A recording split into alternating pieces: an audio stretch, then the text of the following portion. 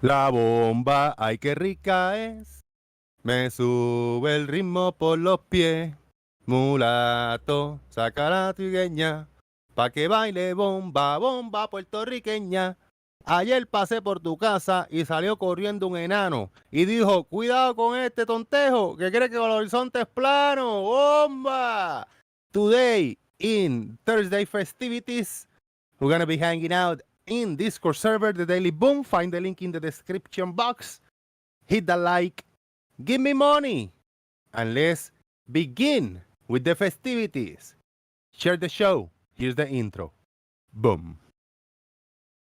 Our number one troll, guys. Jose is in the house. Everyone, welcome Jose, our number one troll. Troll responsibly. You know it, man. Only Jose does it well. I'm still stuck on that thing about Jose J.G. Gonzalez being a wanker. Now that's not trolling, Jose. But Jose, you seem to be talking through me a lot. So this is about the character, Jose. This is not about the argument. That's my problem with Jose, is that he's saying just straight up BS. He's just trolling. Yeah, he does seem to be trolling, I agree. It's crazy. It's crazy trolling. He's not playing the neutral place. I mean, I'm more neutral than Jose's, put it that way. Jose, you in the mood today, bro? You know what, Jose? I totally agree with you. Yeah, I don't know about Jose. I've got to be honest, Jose. Of the two resident globe heads, you are my favourite. Jose, JP, is responsible trolling okay? I don't know what you mean by is responsible trolling. Oh, no one's got time for that. So, responsible trolling is okay.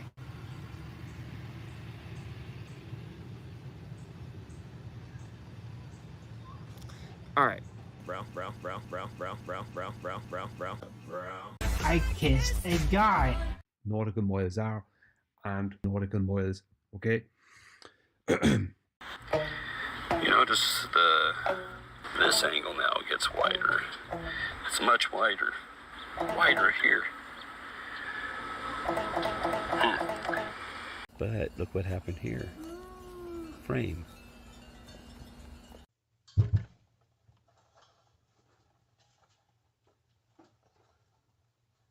A sextant and a map. And you want to take this one off first. Make sure that valve is good and tight. It could get a little bit of spitfire.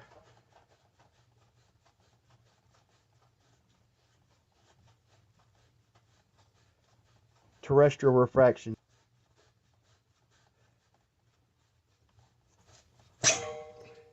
But that's about it.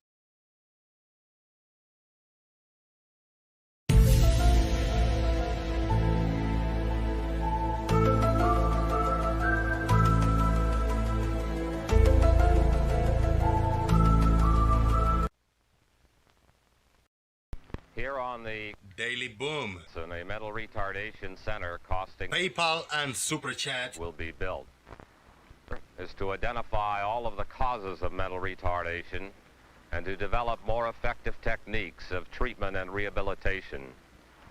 The ability to prevent mental retardation is our ultimate goal. To reach this point, YouTube, Discord, participants, and the federal government have all come a long, long way.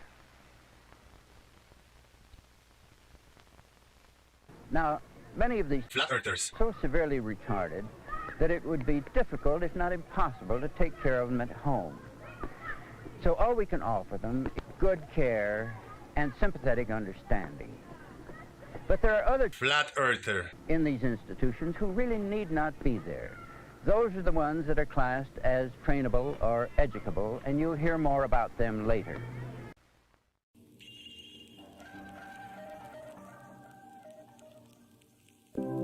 Are we resorting to comedy hour now? Obviously, Gravity, La La Land is reserved for special people that double speak, that say open is closed, closed is open. La La Land, we are in La La Land. Gravity, obviously. La La Land, La La Land, La La Land, we are in La La Land. Gravity,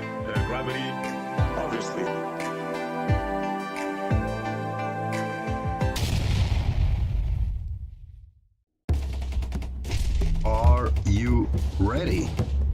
Call your mama, call your papa, call your friends. The festivities are about to begin. Boom!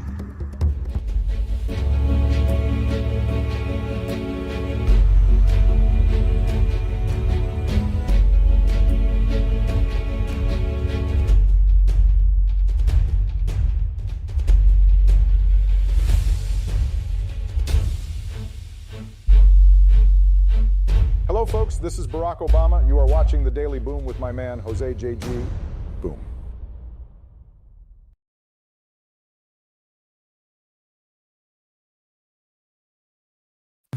Boom.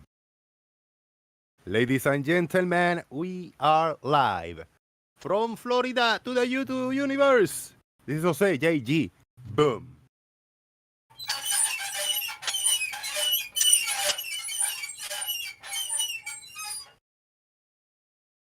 And that is your friend, the Squeaky Earth.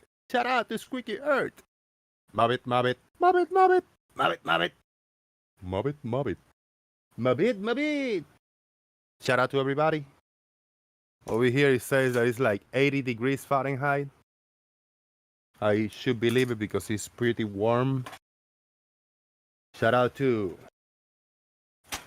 this guy right here. Whoa. Tape. Wait, I wasn't ready for that. Shout out to this guy right here. This. Let me get the whole thing in one view.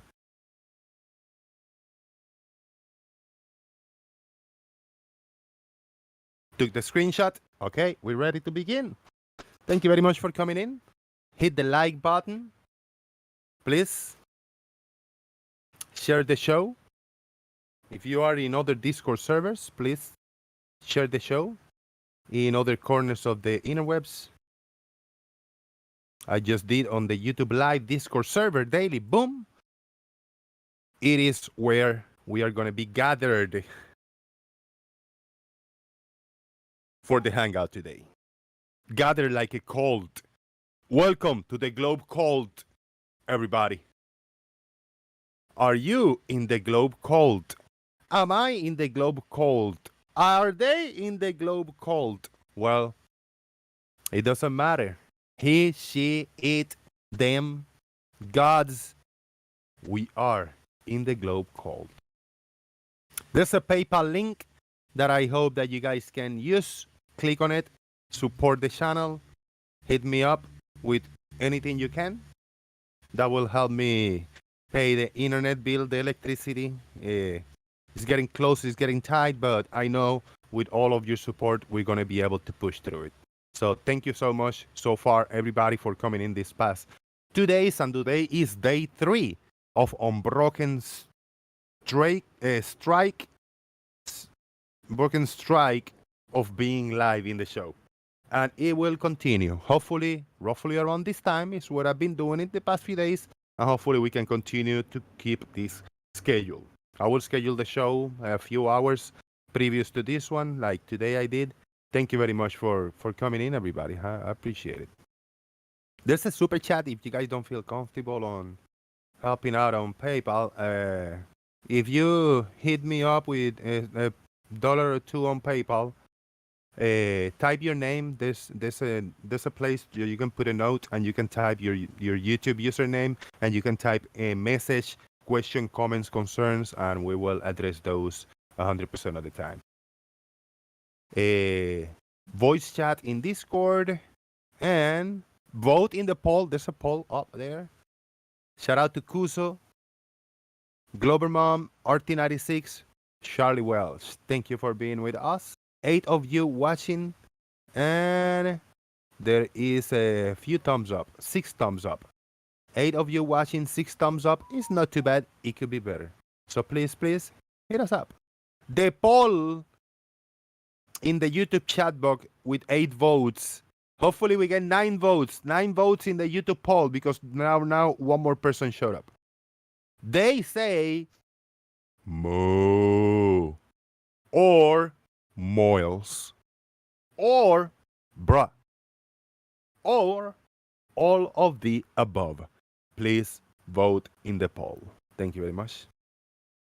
The last option is all of the above because it was a little typo there. Thank you very much. We are not worthy, says Glover Mom. Oh shit! Off the gate with a PayPal donation over here. Somebody is paying his cult duties.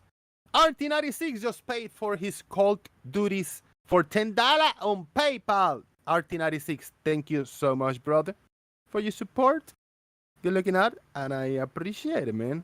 If anybody want to pay more for your cult duties, then you will be accepted in the cult. You are in the cult, but if you want to be like knighted in the cult, please pay me on PayPal and you will be knighted. RT96, you're in the cult now. All right, Discord server Daily Boom is the way. Let me see over here. We're gonna pop up in the screen share, and I did a small tweak in the visuals on the YouTube land. So let's see how it looks. I shifted it slightly to the left and a tiny bit smaller, but now we are able to see the chat box. Or are we? Let me know how the chat box looks. The names doesn't look too dark. I'm looking at the watch page right here at 720. It's hard to understand the names. They're green, man. I don't know how to change them from green. I tried to adjust it and play earlier with it, and I couldn't. But maybe we can. Glover Mommy, do you use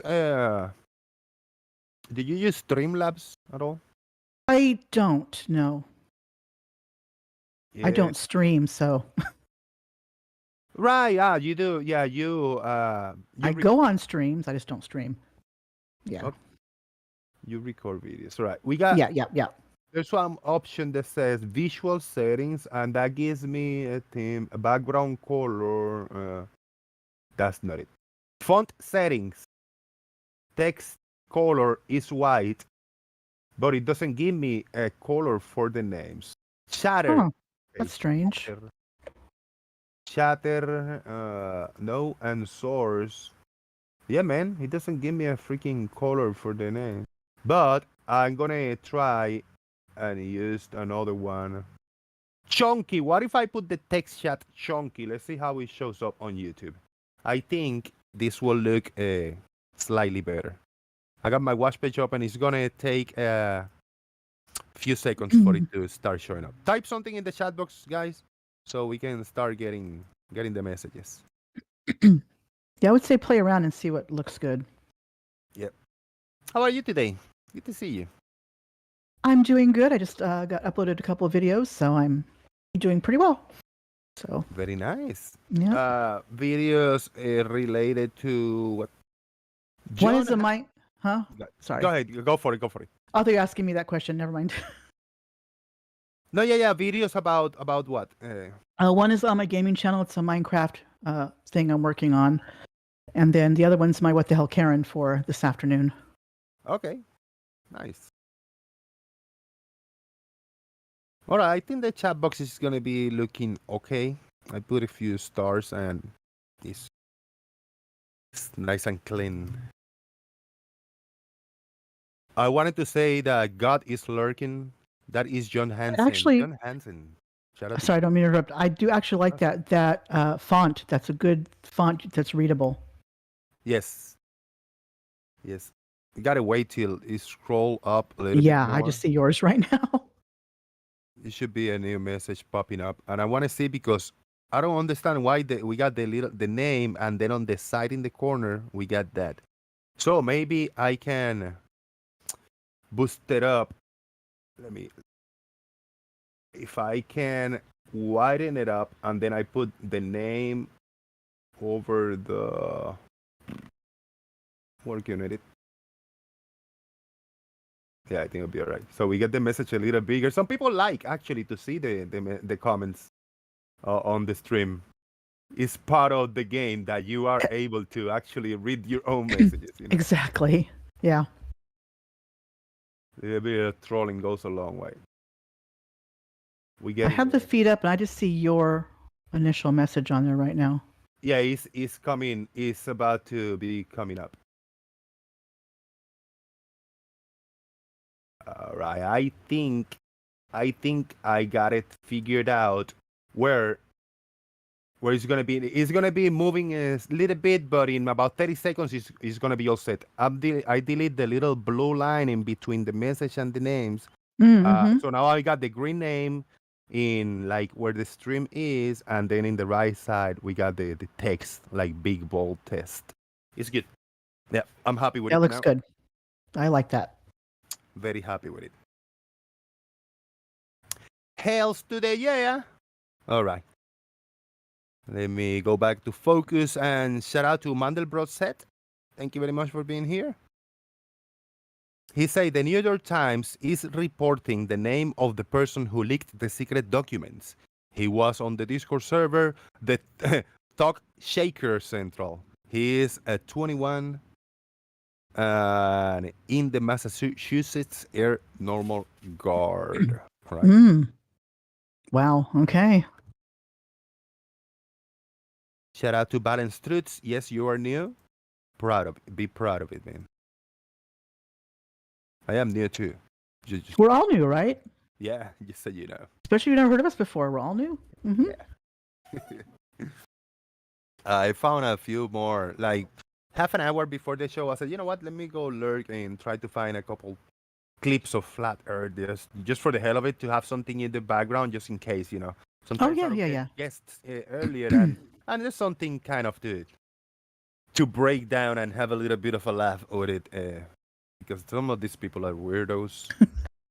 Yes, What I find a lot, it is all propaganda, but there are some videos that are obvious propagandas. Mm-hmm. Now, what I'm not sure is the content creator, the person putting these clips together or re-uploading it or recording it. I don't know if they are aware that they are presenting propaganda. You think they are? I think they are. They kind of believe what they say too. So. Like blasting some memes with epic music and flashing images and something really colorful and awesome. Yeah. It is propaganda. That's like they used to do it back in the day. Especially when they label it as globe disproving globe or something like that, or globe debunking and stuff, and they show this all they show are memes. Yeah. Yeah, they are something, man, these people. All right, let me see. Let's see how it looks over here. Share the screen. We got a few tabs open. Oh, we are not worthy. We are not worthy. Exactly. But I'm gonna have. Let me pop open one. It's gonna be the main background when we get done with the whole thing. There's the cult right there. Mm-hmm. I like that. I like that very much. Shout out to Marcus Dresden. Thank you so much, man, for being here. Appreciate it. He came in hot to hit Balance Truths. Hey, I got paid for Marcus Dresden to abuse Balance Truths. I need the money, bro. I wondered why he got timed out. Okay, hey, now I know. I got paid for it, and I'm proud of it. Fuck it. I got bought. Oh, that's rough. You know what? It was bad. If I had some kind of excuse, there's no excuse. Marcus Dresden bought me to abuse Balance Truths. Now we know Jose will do anything for money. Mm-hmm. Hey, you know it. I'm telling you. In case you didn't know. Oh, I love it, man. Exposing myself. That's the beauty of it, man. I got nothing to hide. For the first video clip that we got here, shout out to Shaik. He's also here. Shaik and Global Mommy. Shaik, what's up, man? How you doing? Hi, Shaik.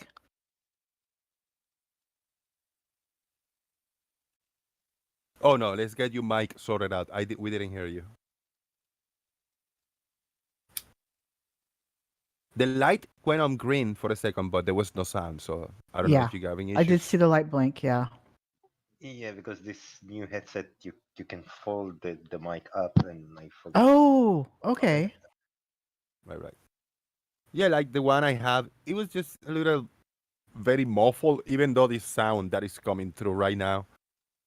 It's a little loud sometimes, a little muffled, but I know it's not as bad as the headset that I had on. It's good enough. All right, do as Marcus Dresden says and give me your money. Gives Jose J you your money, says Marcus. All right, What? this oh, Chai, go ahead. I just want to ask: is my mic muffled or low? Actually, sounds very good. Yes, it's really good. Probably better than mine. No, it's let's say the cheapest good headphone I could find. Yeah, not bad. It's not bad. Yeah, that's the one that I used for the longest time. It's one of those total something brand. I forgot. Little headsets. They're good. What do you think about this footage? This guy. Oh my is God, the sun's in the clouds. Yeah, the local sun. Oh my How about God. that? We starting it hot. Woo. Oh, I love it. Check that out in the cloud. Wow. Who knew? Who's this from? This from Brian Leakey? It has been from Brian Leakey. It has been from him, but not this time. This is from Rumble is kind of where they go. Rumble and TikTok now, basically. That's Yeah. where a lot of them they are going. You gotta love it, man. These guys are running with all kinds of all memes, you know, all They don't get optical illusions and stuff, do they? yeah. And glare.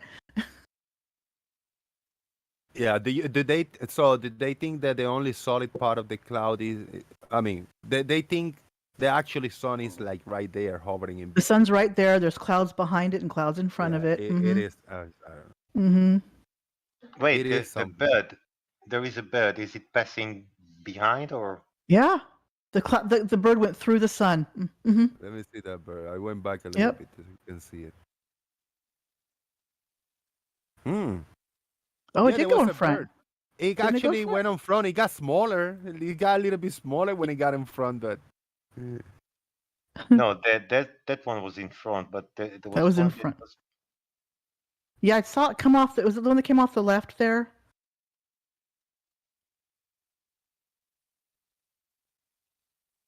was there another one that I I missed? think there was another one Oh, early on in the yeah, video yeah. that It came from the left. behind.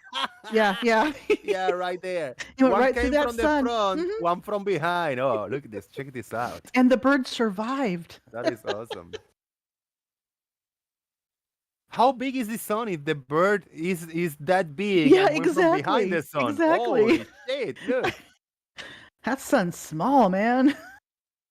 It's like the size of a house. Like the house across the street, probably the sun. Let's see it slow motion. I'm Oh, gonna yeah. try. I don't know if it works in slow motion. Do they not have settings for that on Rumble? Let me pause. Not like YouTube. I use the comma and the dot. Oh, go frame by frame. Yeah. Yeah, frame by frame. It doesn't. I don't know what the. Yeah, I don't think. But still, you know, we can see the shenanigans. That's awesome. Okay, here we go. I mean, if the sun is that small and in the clouds, how come when planes fly over, you don't see all these suns everywhere in clouds? Exactly. Because isn't one conspiracy that we all have our own personal sun, like our personal observational dome or something? Yeah. Oh, carnivore killed it. Look, we got a seagull going through the sun. Woo! Oh, look at that! Ooh, It went in and out. it sure did. Beautiful. How small is this sun? I guess that Does it get confirms the smaller? sun is a portal. Yeah, and the sun is like a tiny dot or something. Look at that. This sun is like as big as Brian Leakey's head, probably. Probably. Chike, you concur? About the size of the sun, about being like About Brian Leaker's head? I don't know his head, but the same mass of his brain, maybe. Okay. The same density, is that what you're saying? Density. No mass, but yeah, probably the same density also. I love that. Chat to Nestle Wives. Nestle, if you Look are watching the screen share, check it out so you can see it in real time. Mommy, what do you think about this? This is great. Oh my god, that poor bird actually survived that? Wow. That sun must not be that hot. Well, they built for it, you know. That's true, that's true. It's probably a phoenix, right? So. That is something. Love it. I love it. Thank you so much Uh, for sharing that with us. Oh god. So amazing. All right. Also, let that blow your mind about the closed sun. Okay, here we go. We got a little bit of propaganda. And not propaganda quite, but I watched this. And I said, this is the videos that I used to watch a lot. And brainwash myself because I see this gentleman in here. And I see he's very serious. He looked like he's in the news setting type of thing, a show. Mm-hmm. I don't know. I mean, I don't have to try to find out who he is and what type of show is this. I'm gonna think that this is a high level show, like a legit mainstream show, like in CNN or Fox or BBC or something, Al Jazeera or something, right? I'm gonna think that this is a serious show. So I'm gonna see the message that he's gonna tell us, and then we're gonna run with it. Here we go. You should have sound on your end. And there's a whole lot more of them. Every image that you've ever seen taken in from outer space is a CGI. Why? Why can't I just see a picture from the space station? Why can't I just see a picture from the moon or from a satellite? Our entire world is built on fake images and animation and propaganda and lies. While he's in front of a green screen. I love that. The thing is once those pictures go up on the computer, they are CGI. They're computer generated images. So even that guy is. He's got passion in him. He does. He does. Yeah, he's serious, like he means business. I bet this video is being shared so many times. Probably. They say, look, even in mainstream news, they know that what's going on. Let's play that one more time. Listen to him. He's intent, you know. He does. He's intent. He's got conviction.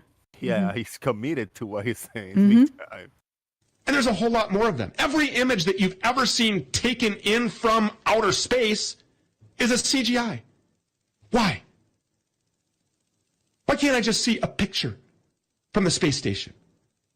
Why can't I just see a picture from the moon or from a satellite? Our entire world is built on fake images and animation and propaganda and lies. Ouch. Oof. He sold it. He sold it. Yeah, I'm freaking out a little bit. I'm starting to I know. now. Me too. I'm starting to, jump over that fence now. Like goosebumps and shit. Especially after watching that sun in the clouds. I mean, those two things right there. Yeah. I'm starting to sway a little bit. Got to pull me back. What the bloody hell have I walked Hey, in? farmers. What's up, farmers? What did you walk into, man? Well, I've been stalling. What the hell are you all about? Chaik, what do you think about the intensity of this guy? Well, why shouldn't we sit in front of the camera, not moving for half a minute to take a picture? I don't get it. Yeah, why is there progress? You know, we went from sitting, you can't blink when you look at the camera because it will show the image. Right. To have digital cameras, what can you do? You want them to go back to film and take the lab with them to the space station and develop the films there, or they have to wait 3 or 4 months. I don't know how long they go there before they can go and develop them on Earth. Yep. Stingray is also in the house and Farmer's Boy. Wow, that's just what? Right? I've seen it. I kind of think I know what you're on about. I've seen a similar thing when they've back in the sort of the late 1800s. They used to take these big panoramic views of old cities, and they do it at like just after sunrise on a Sunday morning, and it's like you can't see anybody. Well, if you look very closely, you can vaguely see people, but these were such long exposures that the few people that are up and about were walking, and you don't really see them. You just see blurs. Yeah, yeah. I go, look, all these cities were deserted. No, they just took it early in the morning, a bit like filmmakers do when they want to film in a big city and they have to film it at something like 5 o'clock on a Sunday morning because no buggers about. Yeah. But they weren't taking shots that were sort of click like that. It was like give it 30 seconds, Mm. In the previous clip, I showed close and local sun. There was a bird. It was in the clouds. Mhm. It was a sun in the clouds, and there was a Mhm. bird that flew in front of the sun, and then another bird flew behind the sun. So I'm just gonna quickly play it, and then I found a GIF with another example. So I'm gonna play this. The only crime that I've committed is to fearlessly defend our nation. Come here with a bang. Dang. Sure did. All right, here we go. You guys see this? The screen share is up. Yes, those clouds are clearly behind the sun. Yes. There's no glare. It's not glare. No. Except for that cloud that's in front of the sun. Oh. Yeah, but carnivore updating images, not behind the clouds. The sun is in front of the electricity cable, between the two cables. Mm-hmm. The stingray, look, close and local sun. You see that bird came from behind the sun? Look, we got a bird On the in left, here. it'll go to the left. Yeah, there was one that it goes from right to left from right to left in front of the sun, and then another one exits from behind. There you go. Check it out. I mean, obviously the sun's only 30 foot across, so Yes, exactly. And then this bird is coming from behind the sun in a second. Yep. See, right there. Isn't that amazing? So yeah, after we saw this, birds are not real. Stingray, do you think this is a small sun? Oh no. I mean, how about this? This bird go in and out from the sun. This big seagull. Well, yeah, but that's got special feathered paint on it that allows it to get bombarded by radiation and heat, and it just reflects it off. It's a special type of bird that can fly through the sun. That other one is staying well the hell away because it doesn't have the same protection. Right. So the first one that we saw was kind of big, 30 foot across. This one probably two foot across. 3 feet at most. Jose, don't be stupid. The sun's size or the apparent size is always dependent on the observer. Yes. So there's no uniform size of the sun. We don't even know what it is. Okay. That's right. That's true. Yeah, we don't know what it is. Yeah. Go ahead, Jake. It appears the sun size depends on the bird. Do you want to get your mind blown and you want to get like a bar raised really high? This is a small and local sun. Look, it's right in front of the cable.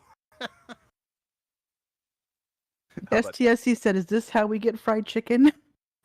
Yeah. Hey, STSC, I haven't seen you in a while, man. Hopefully everything is well and you're healthy and your family. I appreciate you. I appreciate seeing you here, man. Oh God, look, it's After Effects. No, this is a close and local sun. It's right there in the cable. I was making a reference to JM Truth. Oh, right. Oh yes. Red's rocket launch. Yeah, that's right. Yeah. Oh God, that was so moronic. That's something, man. He even thought the rocket was in front of the electrical cables too, because of the glare from the fire from the exhaust of the engine. Yeah. God. And look, it went up white and come down black. That's right. They painted it really fast. The crazy thing about that in visual effects is that's like looking at a racetrack and going, "Oh, that's a Skoda," because no one uses After Effects in high-end visual effects. Not one single person. They use something about 30 to 40 times more expensive on a monthly basis, and it's called Nuke. Okay. Exactly. Now, a legit question from Reishi50. Is this exposure, is that word the one used for this? Exposure is the result of this.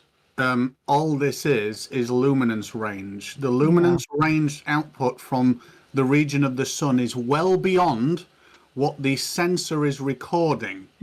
So, what would, in order to capture this in a very observed fashion, you would want the brightest point not to be capped.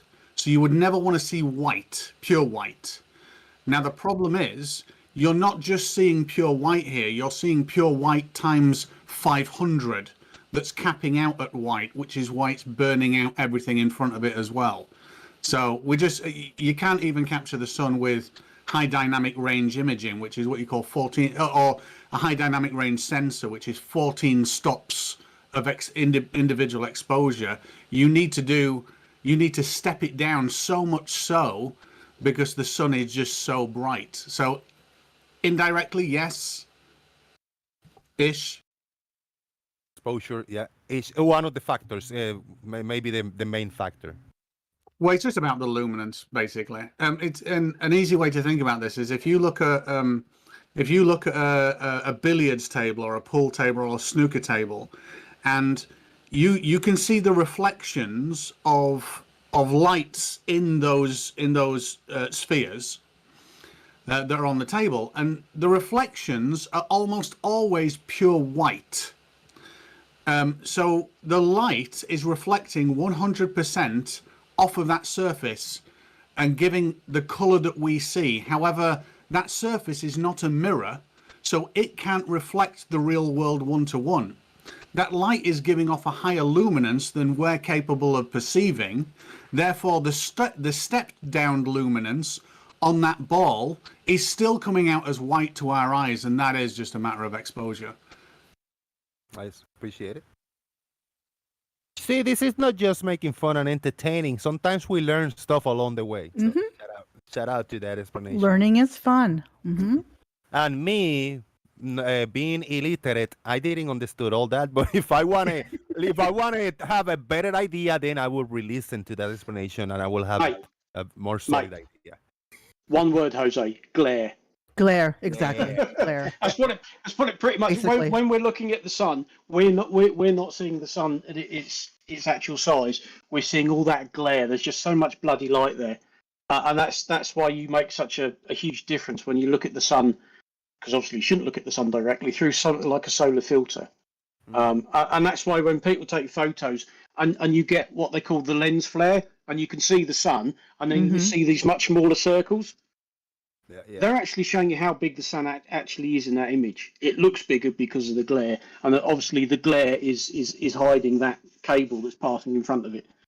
Same with the clouds, and here it goes, the bird, yeah.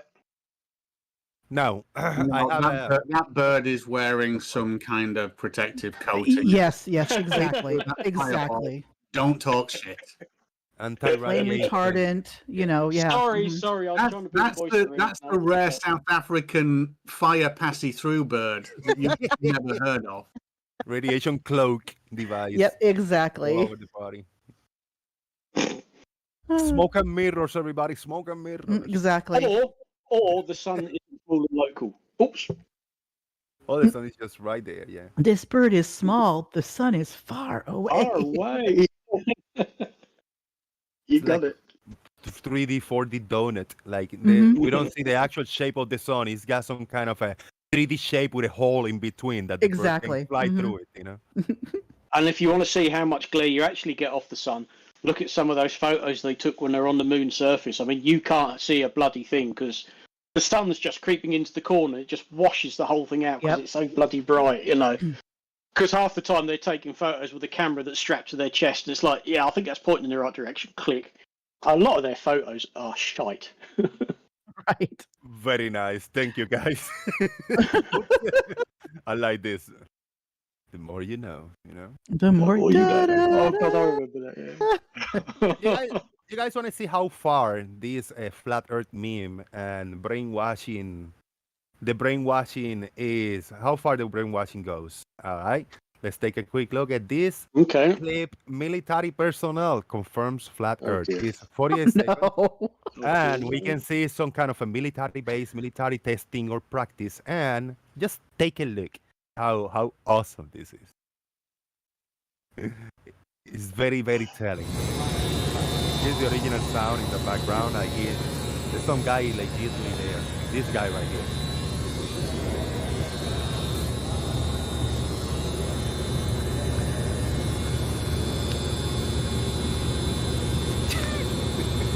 Fat.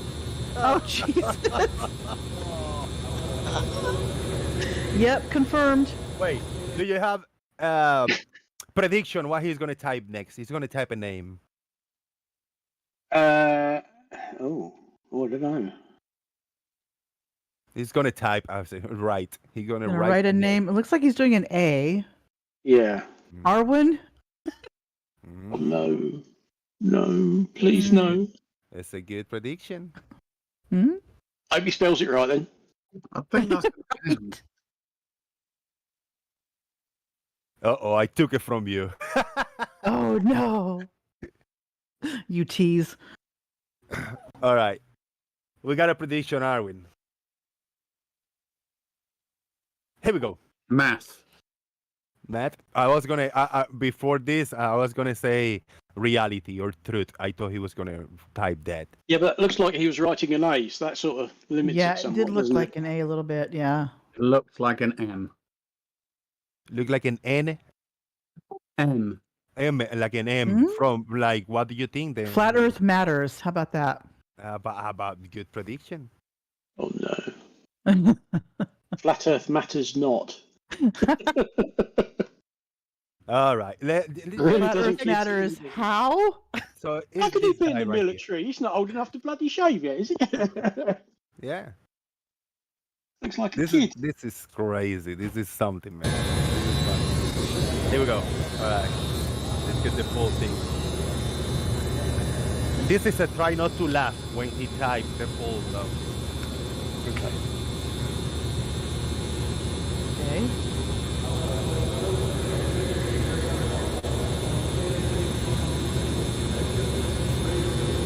Mark. Sergeant. Oh, Sergeant! It's Mark Sergeant, isn't it? Yeah.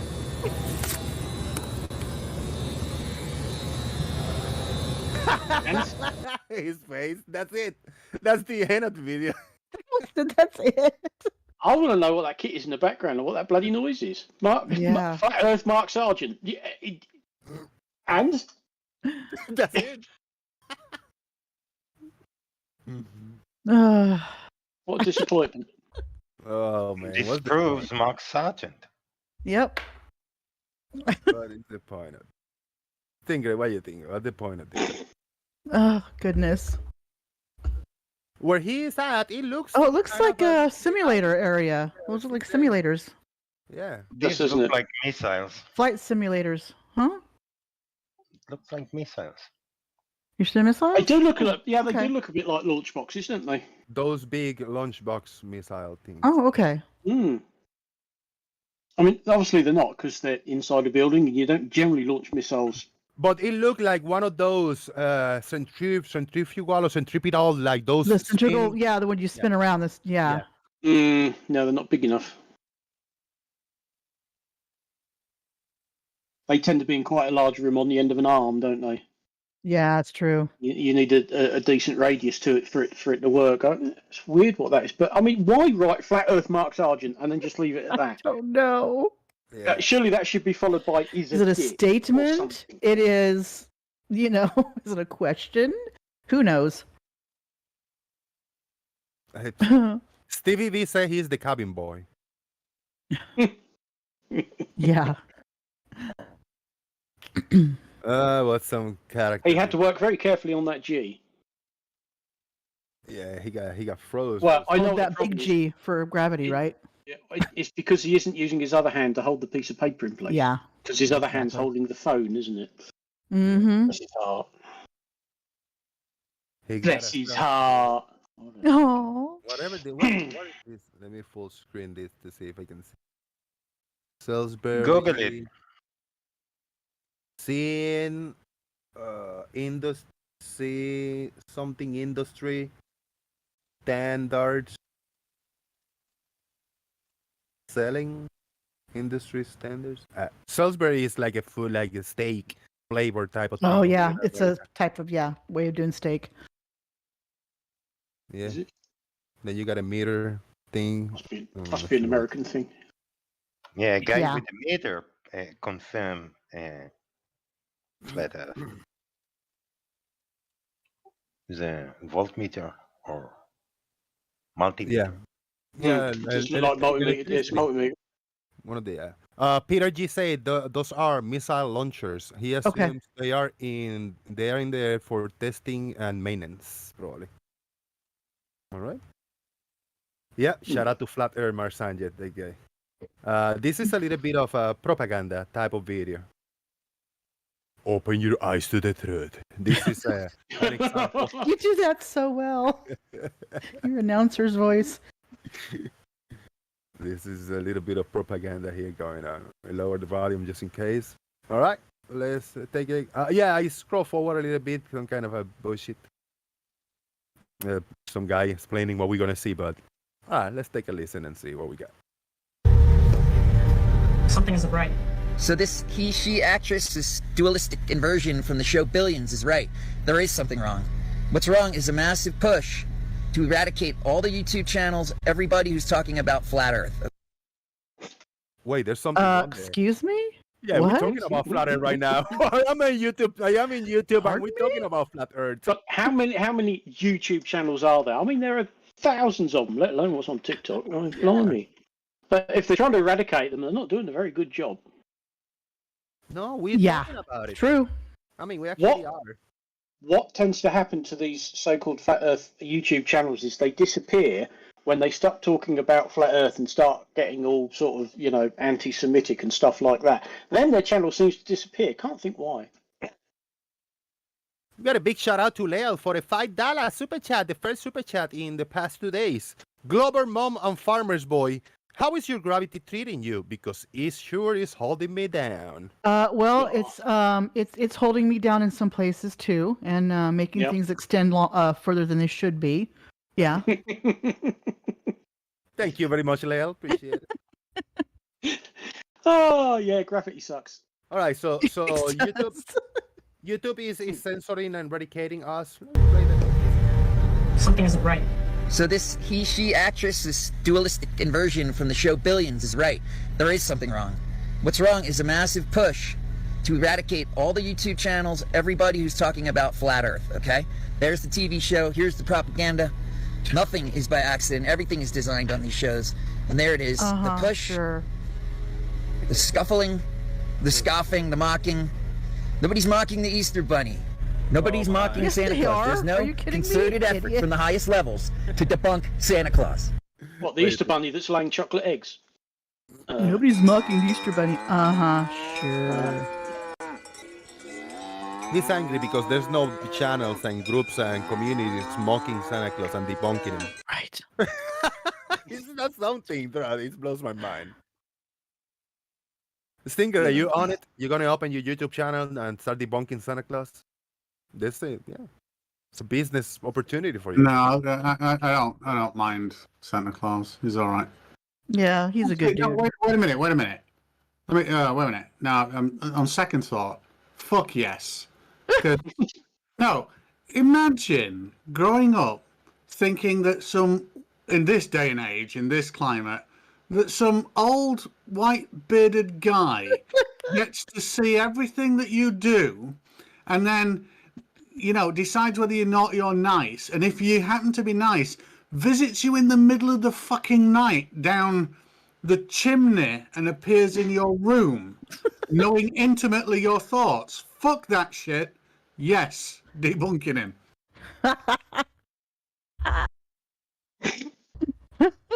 Big shout out to 40 people watching. Thank you very much. If you are watching, hanging out here, that means that you are. It's a little bit of entertaining. So the least I ask for you is to hit that like button. It does help on YouTube. Appreciate you all being here, hanging out with us. And we are opening the Discord server Daily Boom. Everybody's welcome to come in and join. I don't like Father Christmas. He's a pale imitation. It's the Hog Father. The Hog Father that's real. Shout out to Leila, another $5 super chat. Correction. Gravity does not suck. Outer space sucks. Does it? Thank you, Leo. Does it suck? What, you went there and you didn't like it. I want to read that again. Correction. Gravity does not suck. Outer space sucks. There you go. Now with emphasis. Thank you, Leo. I think you're doing outer space a disservice myself, but. Oh man, who is this we're listening to? Is Hot Topic. Open your eyes to the truth. He's angry about Santa Claus not being debunked. So listen closely. This is what they're telling you. They say that you're spinning right now on Earth at 1,000 miles an hour. That's faster than the speed of sound. Here come the memes. And that Earth is going around the sun at 66,000 miles an hour. That whole mess of shit, the solar system, is hurtling through the universe at 450,000 miles an hour, while that whole universe is expanding, which is moving there at over light speed. That's well over 1 million miles an hour. Well, I counted 4. Should it be 11 vectors? Boom.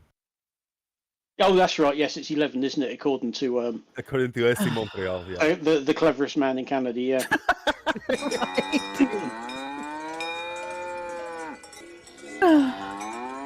But they always open with the wrong thing. We're not spinning at 1,000 miles an hour. You don't spin at 1,000 miles an hour. No. It sounds intimidating, right? When you mention all these ludicrous speeds. Let's go to ludicrous speed. Yeah, big numbers are always scary. I want to go at ludicrous speed. Boom! Big shout out to STST. We got a £5 super chat. Ooh. Somebody sent a super chat, and psychologically, it made me want to as well. Well, thank you very much. Hey, Lale, shout out to you, man. With your encouragement, STST just gave me some money too. Hey, thank you, brother. Appreciate it. The programming is working, Jose. The cult is working. Yeah. Big shout out to Suffolk. It is Suffolk, isn't it? Seek truth, speak truth. Yeah. I grew up just over the border. There you go. To make me feel homesick. You know, notice how the flat earthers use that spiraling, that image of the sun moving and the spiraling planets around it. Yeah. And it's bollocks. Yeah. Hey, it keeps spreading. Let it keep spreading. Oh my God! Yes. Feel the love. We want to share the love with you with this cult we have, this globe cult we have. Yeah. Please share with us. Thank you very much. Wait, what is it? There you go. Oh, there we go. Thank you, Stevie B. Oh, it's like something out of an Iron Maiden song, isn't it? I just thought about something. Grab that and put like a superimpose like a globe, like they're holding up a globe. There you go. I want to give a big shout out to Ivy Kuhn. Ivy Kuhn, I haven't seen you in a long time. She say, oh shit, this is also in English. This is a place where I can type in Spanish for a little bit. I'm sorry, Ivy Kuhn. We're doing this in English, but yes, I'll tell you in Spanish. Let me turn on my camera for the YouTube so I can tell you. Okay, and I want to do a squeaky earth for those super chats back to back. Shout out to all of you guys. We are here. We're alive. We're alive. Share all the love. We got the bendy level. Thank you very much. We got the frogs populating squeaky earth. This sound is for you. Ivy Kun, me alegro verte. Muchos saludos. De hace muchos años que no te veo, pero sí, el show es en inglés. I'm sorry very much. Pero vamos a seguir hablando inglés. Quédate aquí con nosotros y janguea. Es un poquito de entretenimiento y tenemos espacio para todos. Thank you very much. That squeaky earth was for all of you guys. Shout out to the frogs. Move it. All right. Want to hear a little bit more of this propaganda? Yes, please. Propaganda. Yeah. That means having a good look. Yeah. We got to have a propaganda. We got to be more indoctrinated here. We have to, learn the flat Earth way. Mm-hmm. Right. All right. In 8 different directions, right? Add it all up. You're moving 800 miles per second. You don't feel a thing. It's absolute sorcery. It's wizardry. They've taken you out of your senses and they can sell you anything now. Hundreds of high altitude balloons, right? 120,000 feet up. It's magic. It's sorcery. They're wizards. Oh dear, oh dear. We're all wizards, Harry. Do you know why you can't feel any of it? Because it's all at constant speed, and we don't really feel that very Lael well. keeps giving that money to the cult. Yeah, man. Now I gotta actually Marcus Dresden jumped in on PayPal, which we don't got a notification for, but big shout out to Marcus Dresden with official channel support with a $10. Why does he have to? Why does he have to say specifically this is official channel support? Because the money he have given me before is actual bribery money. Like I took it. Okay, that's right. Bribery money. Hey, thank you, Marcus. I appreciate it. And Lel with another super chat, another $5. Why, when a plane going at 66,000 miles per hour, why can't I feel this? That's very fast. Mm-hmm. Well, to be honest, it's not like a plane because all these movements are accelerations. It's not a constant speed. But all those cancel out with gravity. Well, wait a minute. Not all those vectors. They multiply together and can produce a tangible kind of oscillating acceleration with upper and lower bounds. But even the highest bounds is about 1/10 of what human detection is capable of feeling in an acceleration sense. I did read that in a report once. Which one is not acceleration? Sorry, say again. Which one of the movements is not acceleration? I didn't say one of them isn't. I didn't say one of them isn't accelerating. You said they cancel out. I said they don't cancel out. They multiply together and they produce. You can multiply the vectors together to get a direction, but it would be an oscillating direction of different magnitudes, and the upper and lower bounds of that magnitude and the direction are still 1/10 of what the human sensory system can actually detect. No, they're all in free fall, and the acceleration is always cancelled by gravity. No, otherwise we wouldn't have centripetal force. Which is the one closest to us with the rotation of the planet. We wouldn't have the gravitational perturbation between the sun and the moon. We wouldn't have our orbit around our sun, our star. We wouldn't have the star around the spiral arm of the Sagittarian part of the Milky Way. We wouldn't have the Milky Way, and we wouldn't have our thing. But Wait, why do we have an orbit around the sun? Why isn't our planet flinking away? why isn't orbit? Well, gravity, obviously, but that doesn't actually mean that you wouldn't feel the change in direction. Of course it is. You wouldn't feel the change in direction because you're falling into the sun as much as you're rotating around it.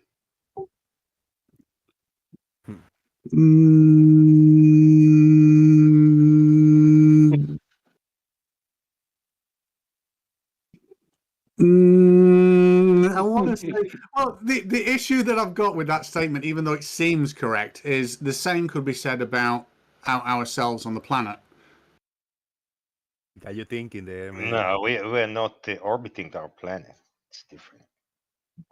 There would be no difference between us orbiting the planet, would we? Well, we're at a fixed location on the planet, but at different latitudes we experience different centripetal forces, don't we? All right, let's move on. Ivy says gravity does suck. Try falling on your head. That really hurts. Boom. Yeah, that do. That's true. Mm-hmm. Lel with another $5 super chat. Lel, superstar, man. Thank you so much, brother.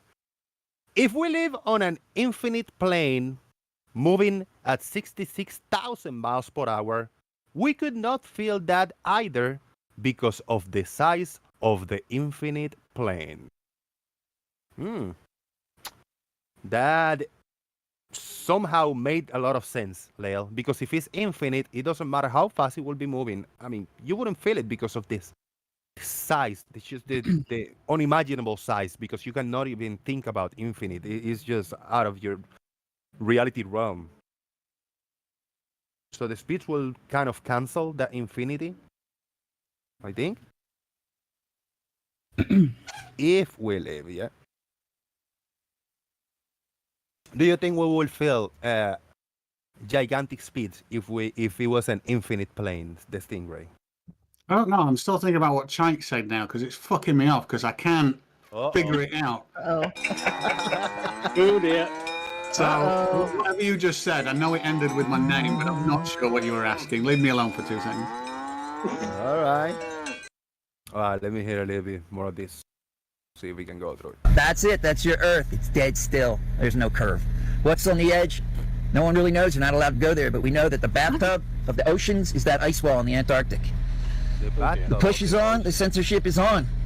If you haven't researched it yet, I'm afraid it's too late for you. Unless you know exactly where to go now, you will not find information on this subject. They are scrubbing it, right? They're taking it all down. You're getting your information from these lying criminals down at NASA. I mean, what? Sure, they're taking it all down. That's why they still have it up. Yeah. No, I agree. You will not find any information about this subject because there was never any information about this subject. Yeah. All they have is we don't know what this is or that is or how this works. We don't know anything. That's about the information they have. They got quotes and they got like key phrases and buzzwords and buzz little sentences, but they come from actually NASA and the government. So the the reference that the flat earthers are using are the government and NASA. Aren't they lying to us? Should we believe anything they say? But you're using them as a reference for your buzzwords and bullshit memes. As long as they can use it to fit their narrative, they'll use it. But still, NASA lies. Yeah. Isn't that something? I mean, it's just mind-blowing, the double-speak, the double standards they had. That NASA lies when it doesn't say what I want them to say. Exactly. Yes. But when you cherry pick something out of one of their documents that agrees with what you think, then look, see, NASA's saying that, so it must be true. Exactly. I mean, they got a so the priest, flatter priest, is Neil deGrasse Tyson. Is Bill Nye, the science guy, Michio Kaku. To give you only 3 examples. How about that for the flatter priests? Their go-to for information. Exactly. That's incredible. Okay, look at his lying eyes. Says it right here. Says it right here. Everybody loves that blue marble picture. He says, the guy designed it, right there, Robert Simmons. We wrapped the flat map around the ball. My part was integrating the surface, clouds, and oceans to match people's expectations. Designing something for your expectations is not a picture of anything. It's a cartoon, all right? All they have to do with one of their satellites. They want to make it look appealing to the eye. That's how that works. Why do I care what one guy say about the picture he made? Yeah. Go and look for yourself. Research flat Earth. But see, it's one picture. One guy's saying it's, therefore everybody's saying it. Therefore, it's fake. Because one guy said it. Okay. The picture is fake, so that doesn't flatten the Earth. No, it doesn't. No, not at all. I mean, mainly they gripe with that particular blue marble, which of course isn't the original one, but it's the one they did for the iPhone. Mm-hmm. It's a composite image because at the time we didn't have any satellites in a far enough orbit to take a photo of Earth in one go. That's why you had to stitch them all together, because this was all taken from satellites that, were in standard, geostationary whatever orbit. You're not out far enough to see the whole thing in one go. I mean, yeah, we've now got satellites that are doing that every 10 minutes, big deal. But back in 2002 or something? So he says, I had to of course I had to Photoshop it. Well, yeah, because you had lots and lots of photos you had to stitch together to make the whole image. Correct. Farmers, it isn't just that today. If you imagine someone saying, "Oh, I'll tell you what, let's launch a $16 billion satellite at a cost of putting it into space of $10 billion, so we can take a red, green, and blue picture in visible spectrum of the Earth to make postcards with." How many people do you think would say, "Fucking hell, that's a good idea"? Or would we send up hyperspectral cameras that don't give a shit about making postcards, but produce images often outside visible ranges so that they have to be treated to make expectations of what the Earth would look like? And that's predominantly what we do. Yeah. There is a, who say this? Charlie Welsh, that workers actually wear NASA-lized shirts at NASA. That's how big of a joke is. That's the awareness. They know. They have heard everything. Everybody in NASA is brainwashed. They don't even know what they're doing. They're just pressing buttons and following commands. But the actual workers, imagine how aware they are that they wear the NASA-lized shirt just as a mockery, as a trolling. They actually are very aware of what's going on, I love it. Oh yeah, I'm sure they have, because they're like most of us. They've got a sense of humor. Yeah. Look at all the pilots saying, "Oh yeah, the Earth is flat." Yeah, definitely. When people ask them, because they know they're gonna keep bugging them and say, "And you know how I get him off my shoulders?" Yeah, I tell them, "Yes, you're right. The Earth is flat. Yeah, get out of my way." Exactly. I love it. And Chris Berry, composite imagery is not fake imagery. Thank you. I like it. Steve Wilson calls that berry picking. Yeah. That's actually smart. It's cool. It show us one full rotation of the Earth, and it'll put this entire thing to bed. You missed it. Bye. All right. How about that? Well, the more you know. The memes tell the truth. Mm-hmm. There you go. Da, da, da. Would you like to know more? The rotation Oh yes, Starship Troopers. I watched that love the other night again. Oh my god. Be right back in 5 minutes, guys. The floor is all yours. Okay. Yeah, it's Oh, it's that's all like, right. and they're showing all this gruesome stuff on the screen. It's just like, Yes. would you like to know more? Would you like to know more? Well, Wow. the rotation was proved by what's his name, Bob. We don't need NASA. Yeah, thanks, Bob. Yeah, thanks, Bob, and rest in peace, Bob. Yeah, rest in peace, Bob. I just want to explain what I was saying to Rachel really quickly, or any flat earther. Is it would be cool if you guys had statements like X equals Y, and and X equals Y can only exist on a flat Earth. It could not exist on a globe. There should be loads of statements that you can say like that. If the Earth were flat, and I'd just love to hear some.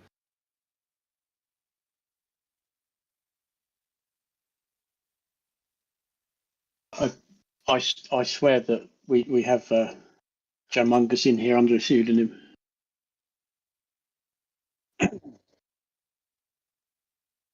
Yeah.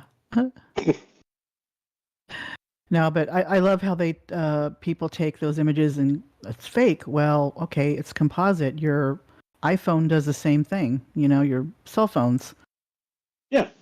They do the same things. I mean, the last time I went to Welney, I stood several miles down on from the bridge on the bank, and I took one of those 360-degree panoramic photos with my camera, with my phone.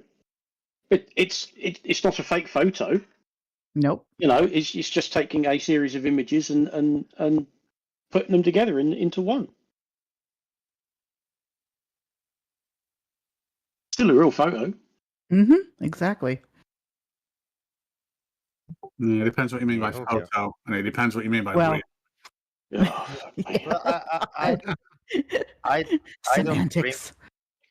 I don't bring photos from space. I don't need them. I have one photo taken on Earth, which I challenge any flat earther to explain to me how this photo is possible if Earth is flat.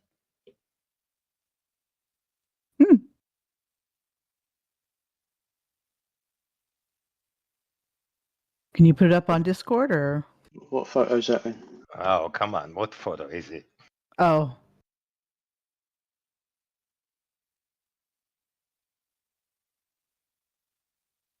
Mount Rainier? No.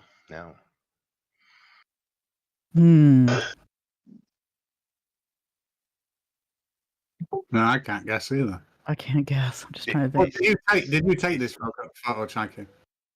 This one. Oh, of course. Right. It could have been the other one. Could have been the other one. No, I have all kinds of argument for this photo. But no, Earth is not flat. It's not possible it's flat. No, well, we know that. Oh, okay. When Jose comes back, we'll show that one. Let's just say it's the one that turned ranty from flat to globe. That's The the other final one. nail. The final nail that yeah. Yeah, but Ranty's It's photo, not the same, but it's similar. Yeah. Ranty's photo requires too much math, and we know. No, yeah. Flat Earth. Yeah, we all know how math is. Yeah. Yeah. Right. You're right. So I don't want math. I want just pure logic to Mhm. explain. So they explain to me why I'm looking down to the tower, which I don't think there is argument of because the tower is below the observer. Mhm. And still I'm look further down to the mountain that is above Right. the observer. Why does that happen on flat Earth? What kind of path does the Did you light take this? take? Did you take this photo? No, of course Of not. course he didn't. Oh, well, Of well, course then not. you can't comment on this at all. Yes, I can. Okay, where is it then? Winter Hill. You want coordinates? I have them. And it's looking down. So Winter Hill is well above Blackpool Tower, is it? Yeah, it's 1,200 feet, about a bit above 1,200 feet. Let's round it to 1,200 feet. Oh wow, didn't know that. Mhm. Yeah, it's quite. There is or was a big transmitter on top there, wasn't there? There is, yes, but it's below the transmitter. It's below the transmitter is higher. So we have the tower. The top of the tower is 545 feet. So we're surely looking down to the tower. Right. Yet we're looking further down to the mountain, which is 1,750 feet. How does that happen on flat Earth? Yeah. We should be looking I at just show it. water. I'm showing Oh, that image perfect. right now. Yeah. Perfect. Yes, because that's the Isle of Man in the background, isn't it? Right, and there have been models made of it. Let's see if I have them. Sorry, I had to go inside for a minute because I needed to tell Flip Flop. Flip Flop, you gotta show up sometime. So I saw he pop in. Yeah, the he's chat and kind of, he's been in the hello. Discord here and he's not doing a damn thing, just say saying. hello to everyone. Jeez. No participating in the chat box is no good, Flip Flop. know. So I saw, yeah, he's new, I guess. He asked you to give him a shout out, Glover Mom. Look in the chat. So people made models, yes, and the left side is what we see, which is a globe, and the right Oh, hey, side is Flip what Flop. we should see if Earth is flat. We should be looking at water above Yes. Blackpool Tower, and Yes. we don't.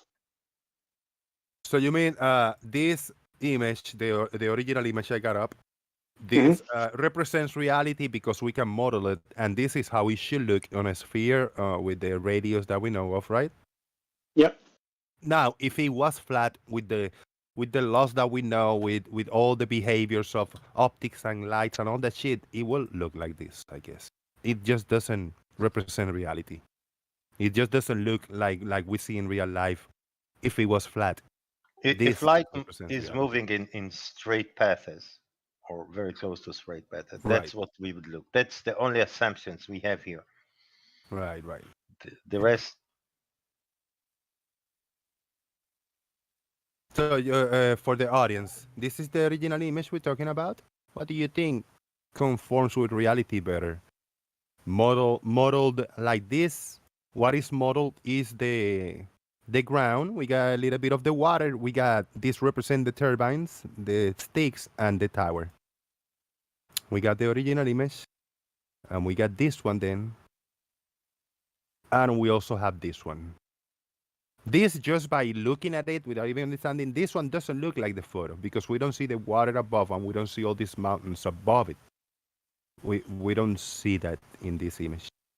So this is a big no right here. Yeah, well, this challenge been out for flat earthers for a long time, and nobody came with any reasonable or any explanation or even No, attempt. they didn't, did they? They tried, No, but they it didn't didn't try. work.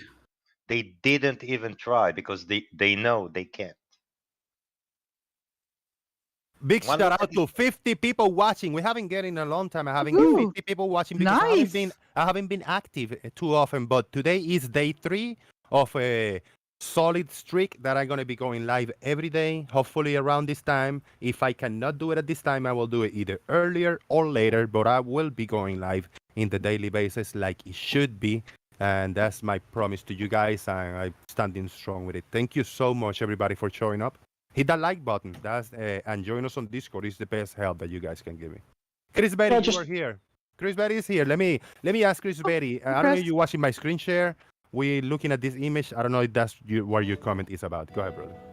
Yeah, I just feel bad. Just you all talking about the same thing. Again. Oh dear. You can play. I let you play a little bit of tunes, but it's gotta be original. Nothing like copyright. It's good. I'll take it.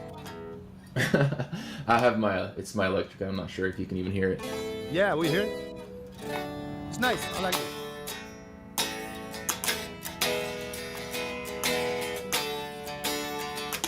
Intermission by Chris Berry.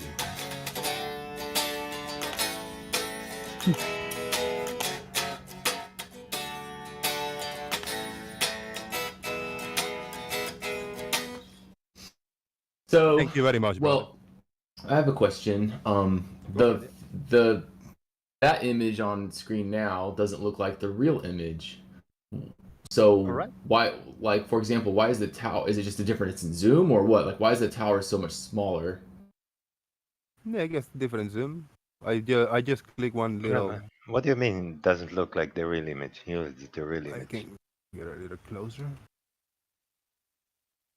Can you do them side by side? Oh. Yeah, I cannot side by side, but yeah, roughly. The tower looks smaller. Looks smaller. Is relatively? Is there any difference between them with the ratios? Oops. Oh, that's what I'm asking. Is it a ratio thing or? Oh dear. What do you mean? Is it a ratio thing? It's what we see. We see the tower above the mountains, above the turbines.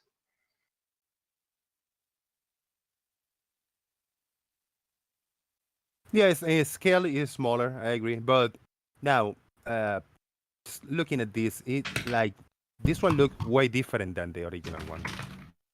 Comparing these two, this one looked closer to the original one than this one.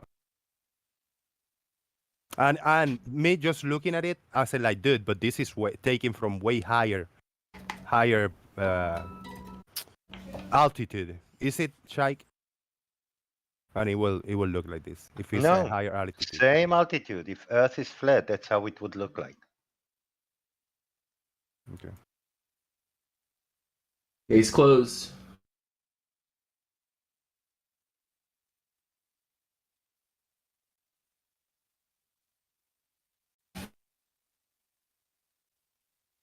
It's closed. Chris Berry, 2023. Time to move on to something else. Chris Berry, the sun. Is it tiny? No, y'all. Time to move on. Not even an attempt Case to closed. address the image. Because Chris knows he can't explain. There's no way he can explain this image on a flat Earth. He says close. So Earth is not flat, right?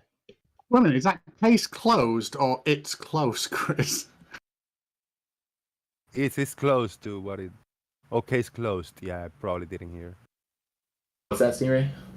I said I didn't understand what you're saying because you seem to be a bit far away from your mic. Is it case closed or it's close? No, y'all close the case. Y'all can move on with your lives now. Oh, The last 8 years has been a waste of your all's time. Time to move on. It's good. We're hanging out. We're having fun, man. We're just a group of people from different walks of life hanging out on the interwebs and talking about topics that we are interested in and they're entertaining. That's what we do here. But there's never an end to it. We just have people hanging out. Are you trying to censor us and tell us that we cannot gather anymore? No, it just seems like kind of pointless.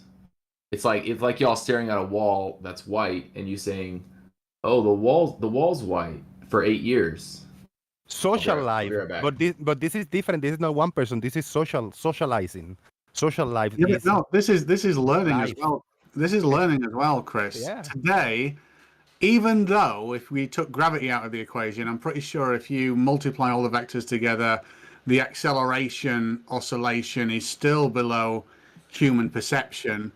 I learned that obviously gravity and our orbits around the sun and the center of the Milky Way and our free fall in free space with the expansion of the universe, I wouldn't feel it because of gravity. And I learned that today.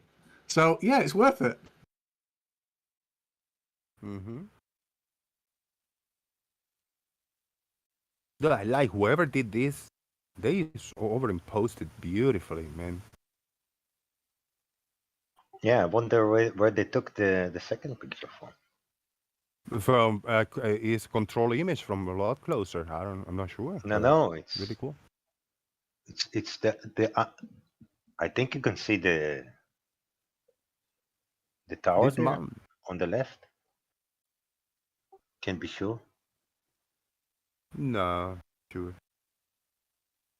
I don't think that's the tower. It's just little. You think things it's in the rock. closer?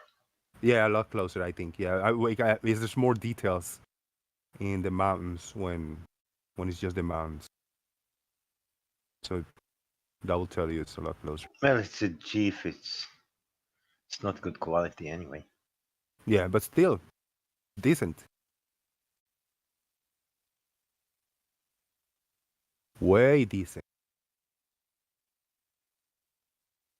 This one So is Ranty long, was right. There's a memes. lot hidden there that we don't see. Even at the second one, we don't see everything, I guess. Let's take this little intermission to play this short clip. It is funny, man.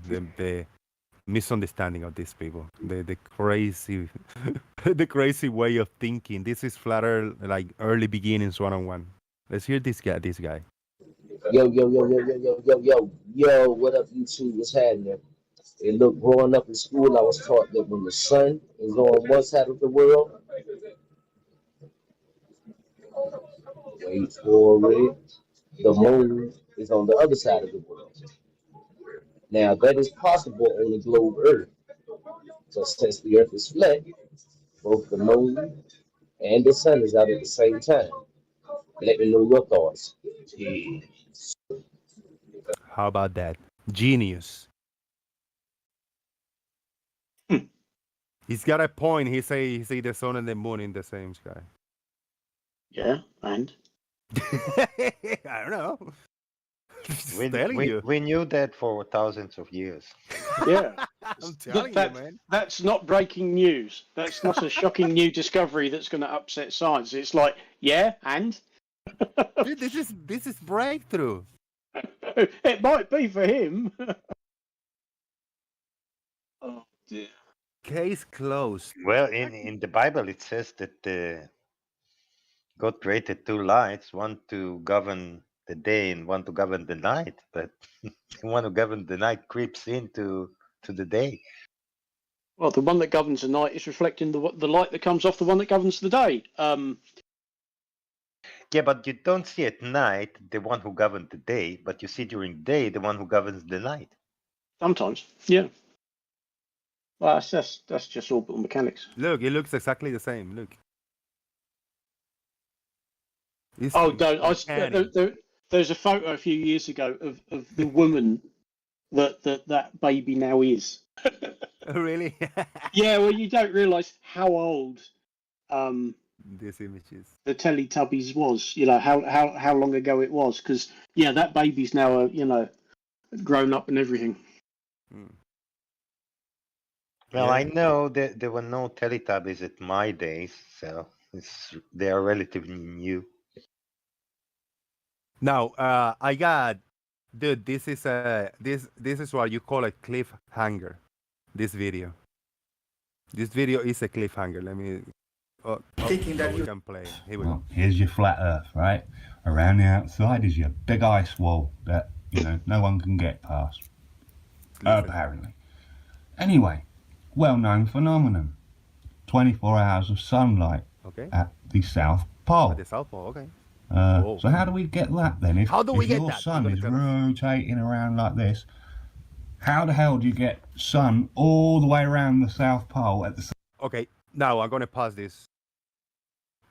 I think this is great, right? If this would be a flat Earth, and we know that we get a 24-hour sun in the South Pole, how do we get that 24-hour sun? Are you excited to listen to more? I am excited. Here we go. Same time.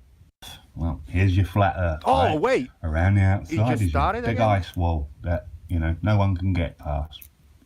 Apparently. Hold on, maybe I messed it up when I paused it. I'm not gonna pause it. Yeah, they're called shorts. 24 hours. Hold on, I'm not sunlight gonna pause it. Maybe he will tell us this time. Pole. So how do we get that then? If your sun is rotating around like this, okay, please tell us. How the hell do you get sun all the way around the South Pole at the same time? How? Well, here's your flat Earth, son of a bitch! Around the outside is your big ice wall. How do you guys think about that? They're called shorts for a reason. I know, but it's a cliffhanger. How am I gonna ever find out? It's a question. I'm guessing it's a question to flat Earth. No, he was gonna tell us. No, he's asking them. No, he's gonna tell us how it works. Why do you think so? I don't know, because he left Obviously us in a cliffhanger. Maybe there's a part two. He didn't tell us. I think you can get up to a minute. Thinking that shorts, so. Yeah, but that was like 20 seconds. Let me go to his channel. And he didn't tell us, so it means he didn't mean to tell us. No, come on. Maybe let me see that short. Let me see the. He might put it in the shorts. Oh no, this is the last short put up. Maybe in a video, right? In a video. Is this like games? What the hell, man? You don't do that shit to me. Try to search flat Earth on this channel. Right. What a tease. Flat Earth. Oh, come on. 28 seconds, you see? Yeah, that's it.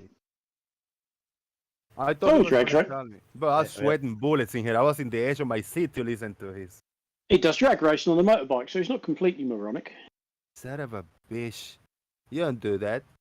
You don't mess with us like that. Woo, I'm angry, bro. Give me like heartburn and shit.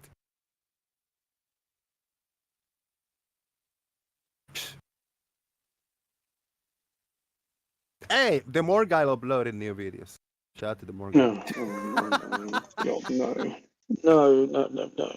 No. No. The bloody Morgal. Are you having a laugh? No. But we need an intermission. Hold on. We need an intermission. Let me turn my camera on for the audience. The intermission, after I hit the squeaky earth, we're gonna have an intermission. Are you ready? We're gonna have 20 seconds of something very exciting that everybody is looking forward for it. Everybody is ready. Here we go. I'm gonna open a new tab. I got it on speed dial over here. We're gonna click on this Facebook link and see what's coming through. Oh dear. Oh, again. Oh dear God. Oh. Again. I have to see him cry. I don't want to see him cry. Just calls me and he goes, "Hey Nate, I got your number from one of your videos, and I just want to let you know that you're a dick. I'm a longtime fan, and I watch all your videos and all your streams, and when you go on other people's channels and debate them." And he said, "I just want to thank you for all the years of making me laugh. Going through some things, and I hope you're getting all the help you need." Thank you very much, Nathan, for the intermission. Appreciate it. Shout out to Nathan Thompson. How about that? How old is that video? It's 2019. Yes, for getting on for 4 years old. Has anyone heard from him? Hey, he's in Facebook. He's been active on in Modern Day Facebook. Debates recently. Yeah. Oh, they go like to him his- over there, don't they? Yeah, they do. Go to his page in Facebook to see how recently he posted before you have a go there, check. And April 11th, that's a few days ago. See, yeah, Only he's 2 posting days ago, stuff. yeah. He's good. He's healthy. From 1 day ago, also. He's eating 5 healthy. days ago. I just wanted to say that video is a fake, is a CGI because the lips and the sound don't go together. Oh yeah, it's out of sync. Exactly. Yeah. It is called Nathan's Blues. Yeah, it's always a good day when we get to have Nathan Thompson crying. It's a manly thing to do, so shout out to Nathan. Yes, real men do have emotions. Hmm. Oh, yeah. Or Arwin. Oh, Arwin, yeah, Arwin Oh. Crisis is actually good. Also good. Arwen just loves to rant, though, doesn't he? God, doesn't he just? Jesus. And you know it's getting bad. And you know it's getting bad when you start getting that banging on his door. Oh God, he disappears for a second. The last time that I play a clip and he was yelling, he said like, I cannot even be myself because then my fucking roommates start fucking knocking on my door and telling me to shut up. And Yeah, you hear I'm not the surprised. and you hear the dun the door. He mute his mic and he come back. See, I told you. I love it. My God, would you want him as a housemate, ranting and raving in that room all day? I'd be No. banging on the door and going, "Oi, knock it off." He's totally Oh. insane. Yeah, and then he blames the audience for Mhm. for not having enough views or subscribers that make him rage, and then Oh, the neighbors knock on his door. Yeah. It was that why can't I have over 1,000 subscribers or whatever it was that rant he did. Oy. Because you're crap. Nobody wants to watch you because you just sit there ranting and raving. Mm-hmm. I actually found an awesome video by Arwin when I didn't know that he had his channel like struck down or copyright strike or some shit like that. Oh, really? Wow. Wow. And he's doing I think his stuff in his other channel, I think. So yeah. Now I recorded a video clip. Let me see if I play it. That was from a different platform. I don't remember what platform this was. I'm gonna pause it. I'm gonna try to share. Let me share the screen, and I'm not sure if you're gonna be able to hear this or see it. I'm gonna switch. You don't have to do anything if you're watching my screen share. I'm gonna switch the window. And oh, where is it? Here? Fuck, I don't see it. Okay, I think media player, yeah. If you have an audio with this, that should be going through now. Oh, those nasty bastards You hear it? were trying to get in my chat to gloat about how they gave me a strike, okay? There you go. That's what You happened. think that's normal? Wow. I was fucking being bullied, okay? And they strike me for bullying. It's fucking insane. He never bullies anybody. Did they get? Nay, they gave me nothing, Orinoco Womble. They gave me nothing. It's just policy violation, bullying. That's it. That's the only communication I got. How about that? Arwin never bullies, and he got a Nope. claim. What do you say? He's Guideline. strike. Guideline. Yeah. Guideline strike. Yeah, he's a paragon of virtue. Didn't you know that? Which virtue's that? Right. I mean, it's that, and I feel No, bad when people get timestamp. copyright strike because that affect us, affect me, but he, I mean, something he did that was a little way over the top. Not even a quotation. Nothing. Absolutely nothing. And they never do, by the way. It's only when there's some copyright issue that they actually give you some timestamp or whatever. So, nothing. It's ridiculous. Nothing he says. My show on YouTube yesterday, reappearing I was very controlled about it because I knew like I have to be careful. And it was like one of the most mild shows I've had like in a year or so. Really good spirited, no hostility, really. Not even like being mean towards any outsider group, which I don't like in the first place, really. Didn't even make fun of ball tarts. Yeah? Nothing. I mean, said like, oh yeah, you're just wrong or whatever, but that's about it. It's ridiculous. Charlie Welsh, and I quote, Charlie Welsh says, "Yep, I report for bullying when Arwin tells people to kill themselves." And I 100% agree with you. I agree with that too. Mm-hmm. Who did he say to do that? They have said that. I'm not sure if this last few weeks ago when he got the strike, he said it, but he have said that in 3 or 4 different occasions. There are big videos around where he's telling people to do that. Yeah. I think I know who he's talking about. Yeah. That sucks, man. That sucks.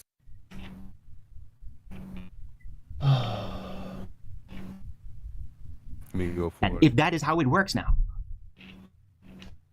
just whoever wants can just destroy a channel, just like that. Not for any reason, bro. So he just got a strike? Is that all he So got? there must He didn't be get his just channel like, taken fuck it, down? they're bullying, No. they're terrorists, they're this, that, all of it, yeah? And then they just get taken down and nobody knows what the fuck to do about it because some fucking random troll just decided to destroy a channel. I mean, That's not this the way is some insane. trolls do. YouTube is just set to default self-destruct then, if that is how it works now. Just whoever wants can just destroy a channel, just like that. I don't No. agree with it. Yeah, I don't think so. I don't agree with It that. takes a little bit more, but I had a channel removed for bullying and harassment. It had nothing to do with that. Simply used it to comment on somebody else's live streams, and I guess it was around the time they were calling for mass reporting of people they didn't like. I'm thinking that's why it got taken down. Don't you get a warning that you should not? No. When they remove a channel, No. I'm sorry. When you report a channel, you get a warning that shouldn't be a false report. Yes, but YouTube doesn't abide by that. People don't abide by that. They still do it anyway. Right. Yeah, Well, they can take your channel down.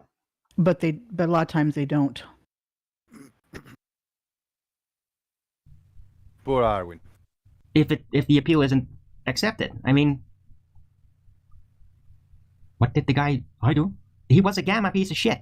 He just says misinformation. Oh, where do I need to start? Yeah, so that's an anti-flat earther scumbag, and I don't accept those people. I don't have to accept any fucking person in my chat for any reason. Do you understand? I can choose to fucking turn off the chat if I fucking choose to.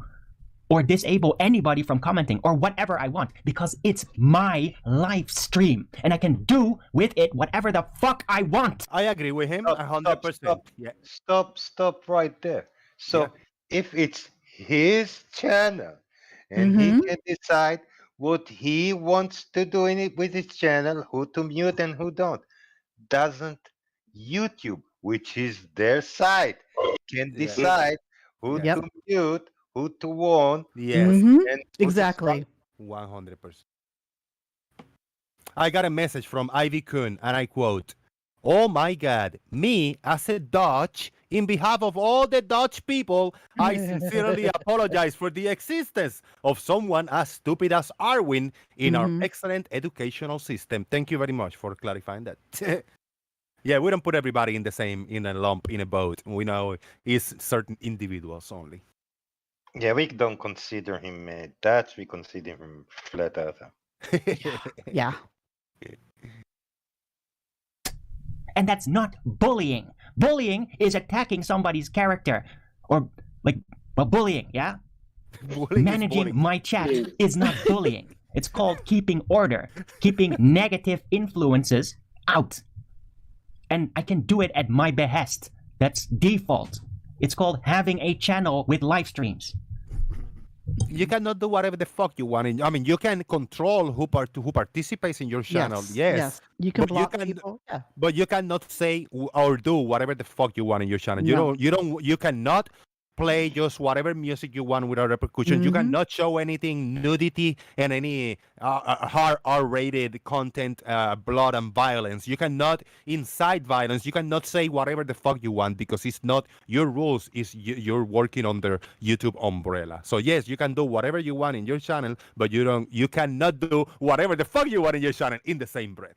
You know what Right, and YouTube is a private platform, so they can pick and choose what rules they enforce and what they don't enforce. It is indeed. Mm-hmm. That's why we gotta play very safe, on the topics and the wording and the terms we use sometimes. Yeah, it's not because we are afraid. We are that I don't know. It's not about free speech. YouTube is not about free speech. YouTube is about providing a platform if we follow the rules. That's it. Yep. No, YouTube is about making money for the Making money, shareholders. but you got to follow the rules so that Still gotta follow the rules. Yeah, exactly. Well, yeah, they but kick you out. They'll make you got to the make sure rules. your videos are ad friendly and all that stuff, so they can make more money. Yeah. Right. They make the rules to make the most money they can. Yeah. It's easy to understand the concept. YouTube don't have to. Oh yeah, but what the fuck are you whining about? It's a business, dude. They do accept me on their platform. I have been on their platform for 8 years. So what the hell are you blabbering about, Only the Lonely? What the fuck are you blabbering about? Try to make sense. He's funny. Could you try to make sense? YouTube doesn't say anything. That's the fucking problem. They don't say anything. I mean, if you have already read the rules and the guidelines and all the what you can and cannot do on YouTube, they don't have to tell you anything. They have already telling you. I mean, you have already signed to this. You have already accepted the rules. And when Arvin mute or kick or block someone, does he give a reason? No. Does he have a set of rules, defined rules? Does he give warnings and then kick? Yesterday he was ranting again because no one was saying anything on his chat, says Zeptevi. I mean, they don't communicate anything. Go ahead, Jake. Like, what's his name? Brad Simpson? What's his name? Bart. Bart said once, you doomed if you do, and you're doomed if you don't. Yeah. If you say something on this channel, you get blocked. If you don't say something, you will rant. Yeah. It is something, man. Let me see if I can. Hold on. I recorded a few video clips in here.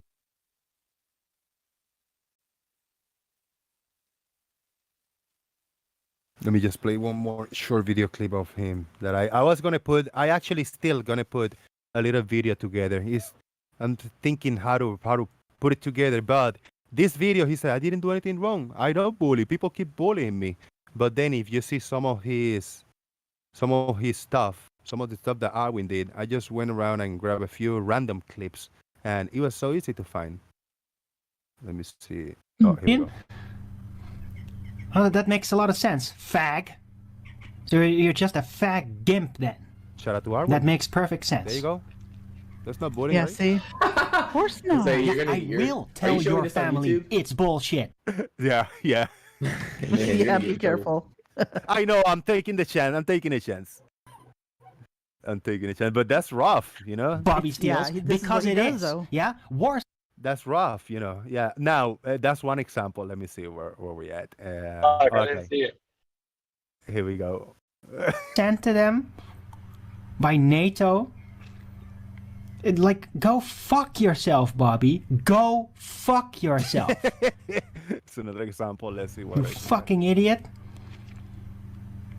Help deliver those weapons. You are disgusting scumbag, and you are banned forever. You can never speak up here ever again. You filthy I got Nazi some clips from one of your supporter, one of your videos. Fucking Nazi piece of shit. Yeah, I got some clips from your video. Oh yeah, war crime. Okay, perfect. That's fine. Yeah, Yeah, if you you see your actually logo, did that, the logo you you got. fucking Oh, there it is. son Yep, of a I see it. bitch, I'm Shout gonna out to find you, you and I'm gonna fucking report you. It's When the rough. It's rough. only you were just a fucking retard gay gimp. I mean, there's just a few Oh, handful of we're just trying to trigger Arwen. Oh, because it's so funny because you're a gimp little psychopath. we're getting I was so focused on face, I didn't see the around the face. That's Yeah. what it was. We get into the good stuff now. Yeah. On the other hand, I despise you to a level that, yeah, maybe you should just go to jail. Huh? Probably feel very... It's so scary with Arwen. Here we go. Here we go. You was on fire. That was half cut off. Thank you. Screw you. You piece of shit internet. Everything's screwing with me. Like every time. This is gonna get intense now. I wanna grow up in a non-liberal family. I wanna grow up in a non-liberal family. I feel bad for him. I wanna grow up in a non-liberal I feel bad for family. him. Yeah. Growing in a liberal family is rough. Basically, secretly lusting over me. Like, this is rough. Putting his hand on my freaks me Look, out. he had tough childhood. Yeah, that's for sure. It freaks me out because I want to kill him. Huh? Oh. I can't stand it anymore. This I is can't the one, okay. stand it. Stop talking about it and do something. Damn. Yeah. Yeah, it's a bit funny about. Hold on. No! Music and all. Fuck it. Slice her open! Fuck it. Music and all. Do it! Just get rid of them all! And do it fast! Don't fuck around! Get rid of them! Stop talking about it and do something! Get your goddamn shotgun, whatever the fuck you got, knives, and just go to them and freaking kill them all! That's enough, Arwen. Thank you very much. Isn't that the one where he had police come to his house? Is that I the think same so. stream? Yeah, I think so. Somebody called. Jeez. Dude, he's. Oh man. Arwen, man, It's come rough, on, man. He got issues. It's rough. Hopefully he's better. I mean, he looks better. He looks more calm, but he in an instant he loses his shit. Yeah. Episode 82, baby. That was Charlie Welch. Thank you very much. If anybody want to see the original one, episode 82, baby. Thank you. Yeah. Anybody? There's 44 people still watching. Hit the like button if you haven't done so. Support the channel on PayPal or Super Chat or Pronon1990. He's been a member for 13 months as a responsible troll. You can become a member and support the channel that way too. Thank you very much.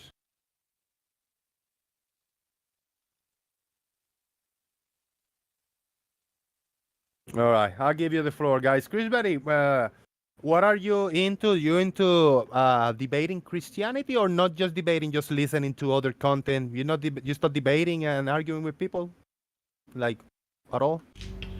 I guess I could. I used to on the other side. When I was an atheist, I used to like to debate Christians about it, but now that I'm not, or now that I am Christian, I haven't really debated a lot of people, or anyone, I guess, really. But I don't know. I'm not sure I'm looking to debate. Just discuss maybe is a better way of putting it. Did the flat Earth debates that you've been going on for a few years like took a toll on you? Like it beat you up a little bit, and you just don't want to do it anymore? Any debates? Well, it's not. Well, yeah, in one sense, because it's just been I've been into it since 2016, so 6+ years. So in that sense, it's just been and as you know, Jose, like when you get into flat Earth, especially at the beginning, it's like nonstop, 24/7. You're on YouTube, you're Googling, you're searching, right? You're like, what? Oh my God, like what's going on? This can't be. And you're doing all this research. So the first couple of years, you're just inundated. The last couple, I haven't been as involved, And now I'm just like, yeah, I just not to the point of could care less, but pretty close. Of could care less. That I still think it's flat. So please nobody twist my words or say, oh, Chris is blah blah. No, that's not what I'm saying. I'm just saying I'm tired of it. I'm bored of it. I get it. To move on to the next thing. That's good. I get it.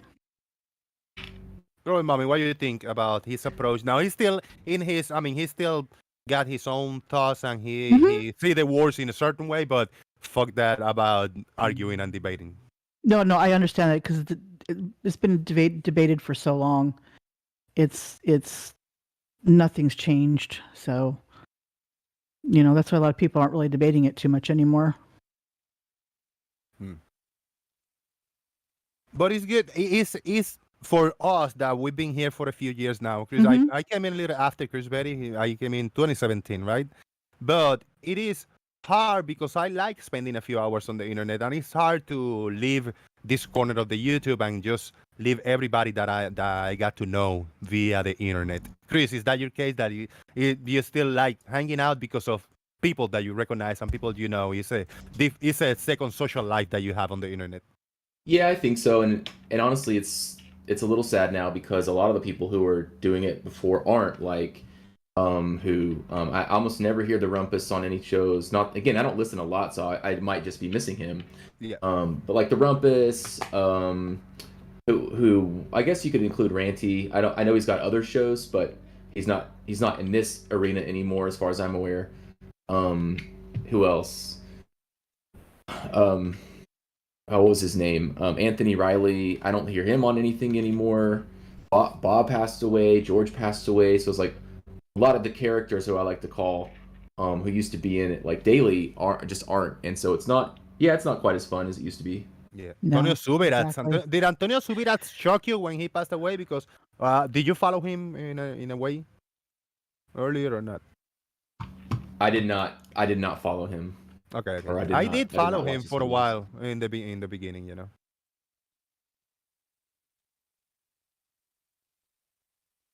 Yeah, it's a little bit different new breed, but still you can find some of the characters. I'm not.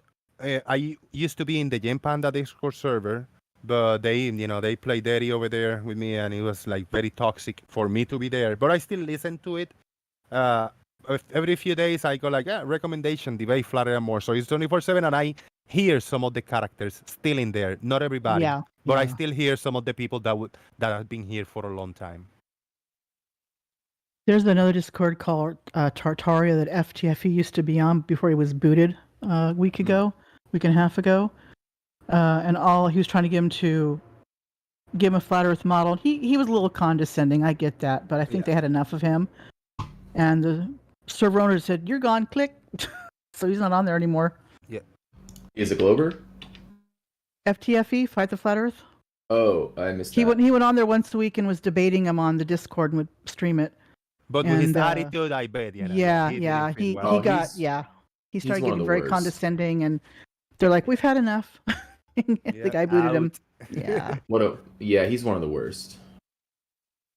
Now, I stopped listening to Oakley months ago. I don't even know if he's still even on because he's not the same. He just doesn't have debates anymore. He just doesn't talk to people anymore. He's just monologues and he just debate short clips on YouTube, Oh my God, didn't he debate the chat GBT or something about the flat Earth? I have no idea. He's weird. Oh my God. But that's why I say I listen to the Gen Panda sometimes because there are still some characters that there are some flat earthers that go there sometimes, and I like listening to that back and forth. I enjoy it here because every once in a while, most of the time, we get some flat earthers still coming in. Gary coming in and whatever, we got some older people coming in sometimes. But I try listening to the Geo server, Earth Awakenings, and I tried to the Tartaria once, but the 3 or 4 times that I click and I listen, it was all flat earthers just talking about themselves and just patting each other in the back. I don't like that. I really don't. That's why I try when I'm here. There are no flat earthers. I do this. What I do, I bring a few videos. At least I giving a voice in a one way or another. At least I try to play the flip flop game, which not everybody does too. Yep. There's no many open hangouts like that, giving opportunity for the other party to participate. No, it's difficult. A lot of them, some of them are doing on Twitter has a live thing now. They're doing it over there as well. Hopefully yeah. hopefully me being here, I'm hopefully being more active now in the daily basis. Hopefully we start building again, and hopefully we'll get some more participants, of the opposite view in the daily basis. We just could appreciate it. That's what I want. And Gary is being here. Gary come here almost every time that I do a show, but he doesn't always participate because he's working and whatever, Yeah, dealing with his own exactly. personal life, which is Mhm. okay. I tell people, if you want it, sometimes it's harder for YouTube. If you don't have a YouTube Premium, you cannot turn off your phone and put it in your pocket. But if you want to just listen, you can come in and Discord and mute yourself and just listen via Discord and being here in the chat. It doesn't. I will ask you, hey, you want a mic check? If you don't say nothing, I say, all right, he'll be listening only. That's it. That's it. How is Jose, you were? Go ahead. You used to be a Christian, right? But you're not anymore. It's not that I am not, but my perspective about Christianity changed in 2005 when I left Puerto Rico, because I used to go to church every Sunday, and every time I was born and raised in that environment. My dad was a pastor until he retired. He still go preaching every Sunday. Every day, my dad sent me messages like God and peace and all that stuff, messages. And it's awesome. He sent me songs because every Sunday they still invite him to sing and preach in different churches. And he records, my sister records and send them to me, which is awesome. My dad is 81 or 82 years old, so this is great memories that I'm keeping from him. But when I left Puerto Rico, I stopped going to church. And then when I found this flat earth, the first thing I did, I say I gotta separate my personal beliefs about religion, about God, about creation, and just look at this topic from a unbiased point of view. So I separated myself, and I kind of just put it in the drawer, and still hitting in the drawer, my Christianity, my personal beliefs. Even though I still got my personal beliefs, and I believe in God, I believe in a creator, I believe in everything I learned in 30 years of my life.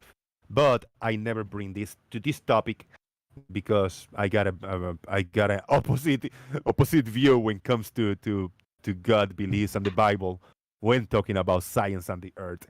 It's like I'm contradicting myself, but that's the way I operate,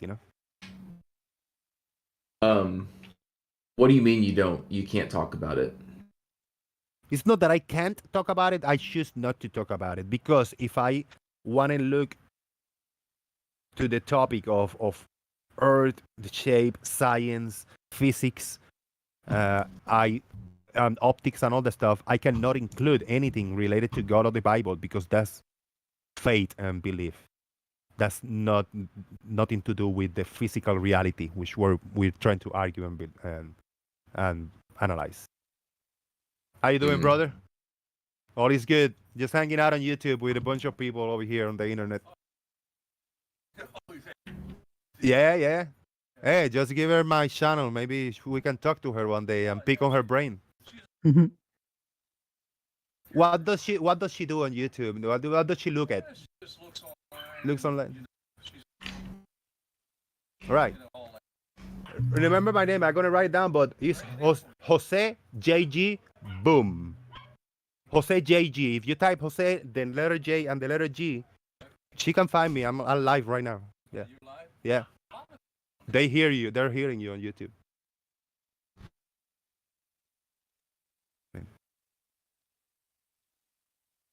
Well, I disagree a little bit, Jose, with what you said. Yeah, okay, go ahead. Yeah. Well, I do agree the Bible's not a science book, quote unquote. Yep. But it is a book of history and facts and geography, right? And so you can fact check the Bible, which I have done to some degree, and the things that I've fact checked turn out to be correct. So, for example, when you hear the story of the Star of Bethlehem, right? You have the three magi in the east, which was more than likely Babylon, and they look to the west and they see this bright star in the sky. And in the Bible, it says that the star, that they knew where the Jesus was because the star stood still, and it stood still over Jerusalem. Okay, so people say, well, that's not possible. The star can't stand still. Okay. Mm-hmm. However, due to what's called retrograde motion and the motions of the Earth and the stars and all this stuff, if it's a planet, that the planets do have retrograde motion, which means they will stop at a point. It can actually go in reverse and then go back, the direction it was going originally. So forward, stop, reverse, stop, forward. Okay, so that's exactly what happened in 3 BC. Okay, Jupiter came into conjunction with a star called Regulus. Now, Regulus is really, really far, right? It's like one of the light years stars away. But combined, with the naked eye, because they didn't have optics back then, I don't believe, at least telescopic optics, I'm pretty sure. Right. When the planet Jupiter combined with Regulus, it was the brightest thing in the sky that anyone had ever seen, and that had been historically accounted for. So that was not just one phenomenon of what looked like a bright, super bright star called the Star of Bethlehem. It was the double brightness, the stopping motion, which they had never seen, and that's it. Those are the facts, and that happened in 3 BC, and that's exactly when they say was around the time that Jesus was born. Okay, now, so that's historically factual. I can give you, and I could give you. There could be 100 examples of things that can be observed and have happened and still happen in reality, but that will be, to me personally, will be cherry picking stuff that conform to reality, that can be still observing reality, and we can prove to ourselves. But there are stuff that you cannot prove to ourselves, so you gotta like a two-face there. Do I accept the Bible, just these parts, and deny the other parts? Because people that die don't come back to life. You cannot turn water into wine. People cannot walk in water. There are not talking snakes, etc., etc., etc. So what do? Do I just say, well, there's a metaphor and we can just interpret it certain ways, but we can take this just exactly as it is because it conforms to reality? Which one should I do? Do I accept the whole thing, or do I just cherry pick and choose what should I take as for truth on the Bible? Chris, can I just ask a question? Is your truth lookup, that example that you gave, dependent on the Earth being a planet in our solar system? Well, the Earth is a planet in our solar system. I know.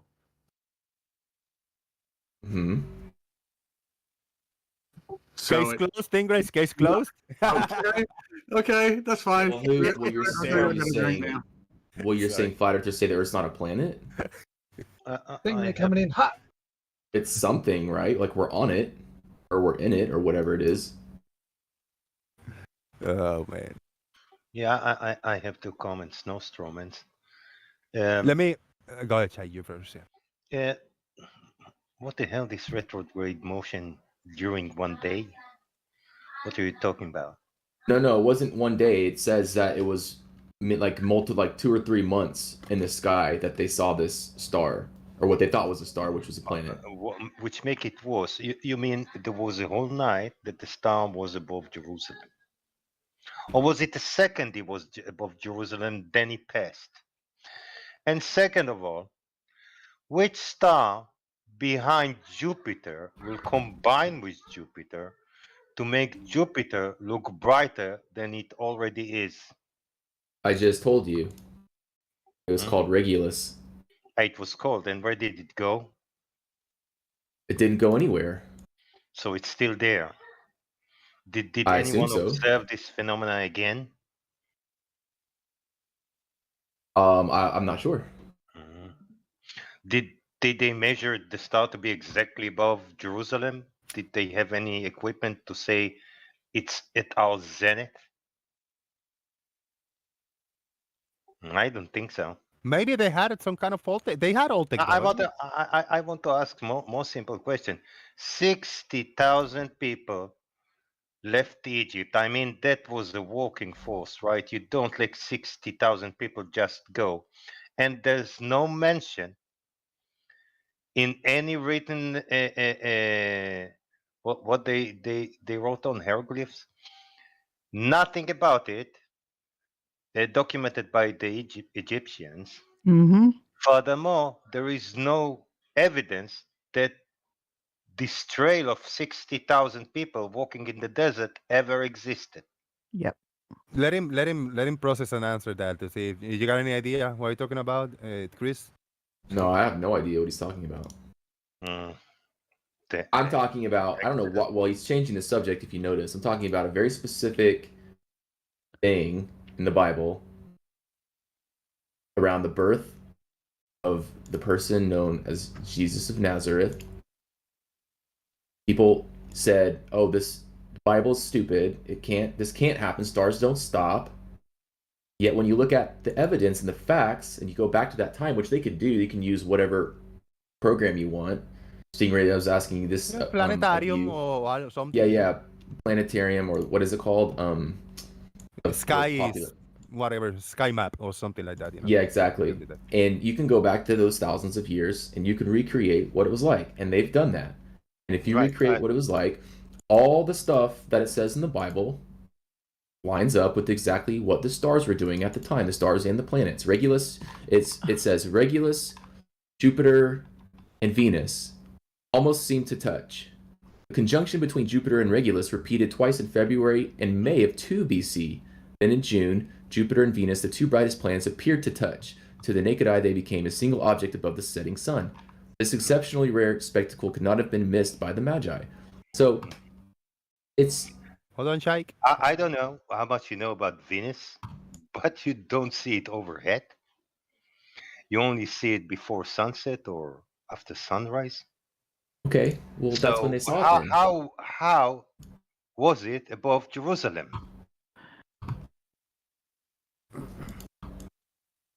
Let me quickly, so we can like go back and forward.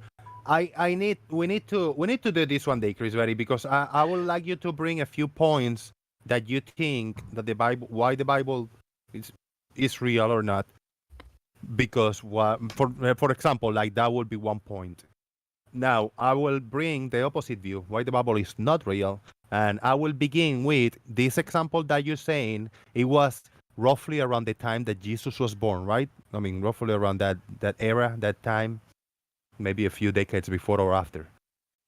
It was exactly when when they say he was born. Perfect. Now, then I will bring the view of the Jesus we're talking about is the Jesus, the boy that was born of a virgin called Mary, a virgin that was never touched by a man, unless she was passed out, drugged, or passed out and sleeping and inseminated, and she had sperm shoved into her.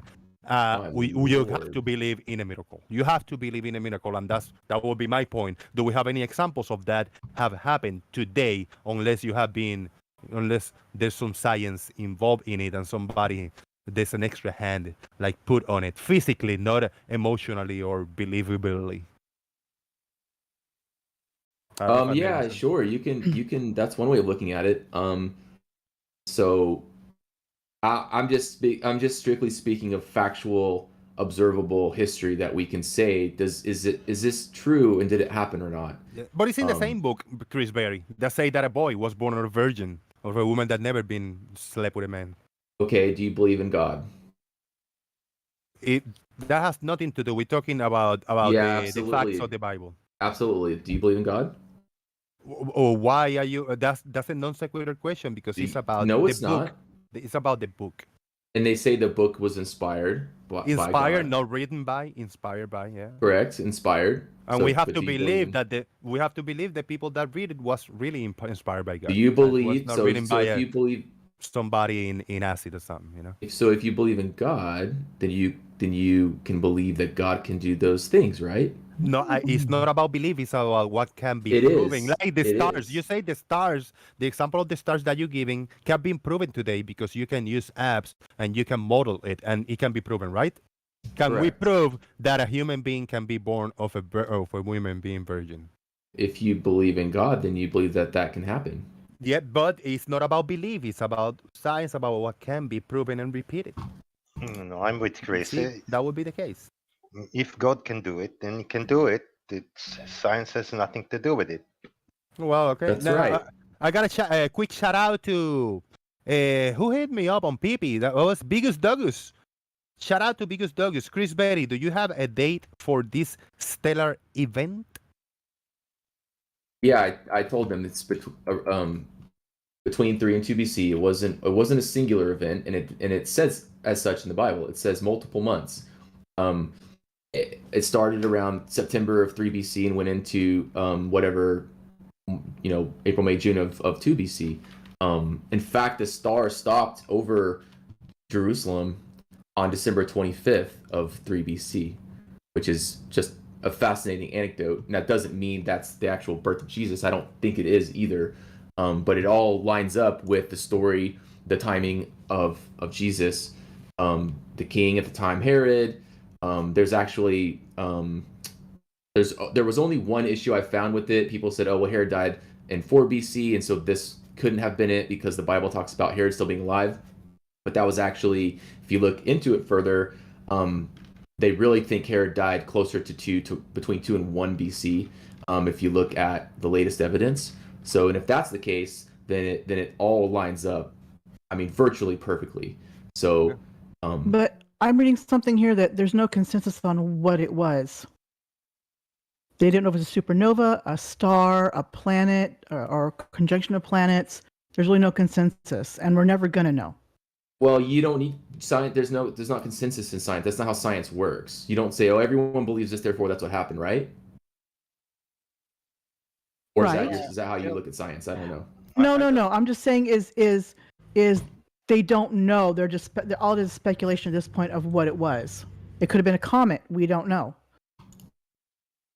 Or you can look at what actually happened in the sky and say this phenomena happened exactly when they said it happened in the Bible, and exactly the things that happened, and you could say it's that.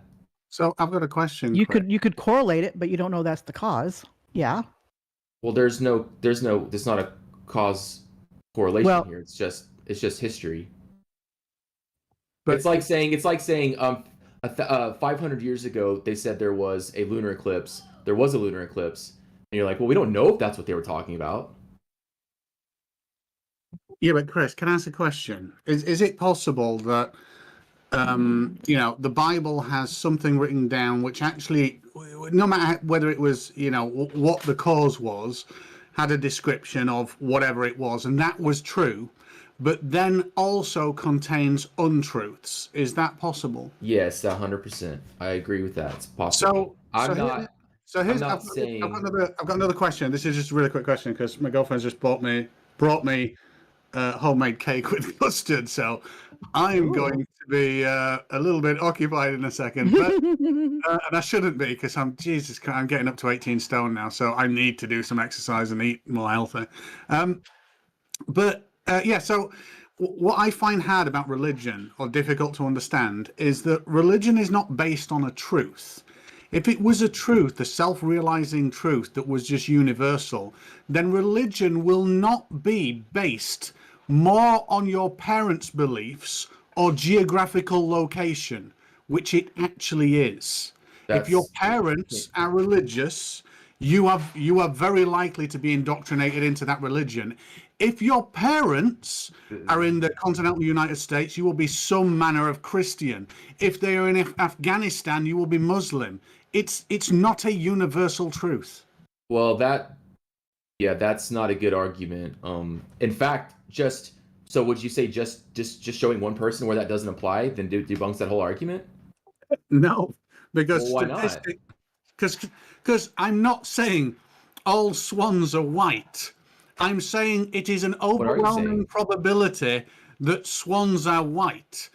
It does that statement is not negated by one black swan, Chris.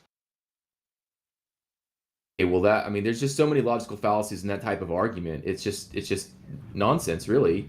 There's tons of people who convert to other religions. There's tons of people in Muslim countries who are Christian and vice versa.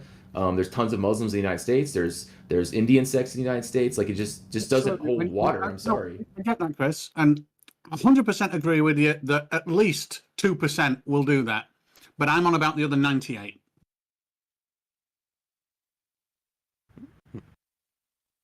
Well, that's anecdotal.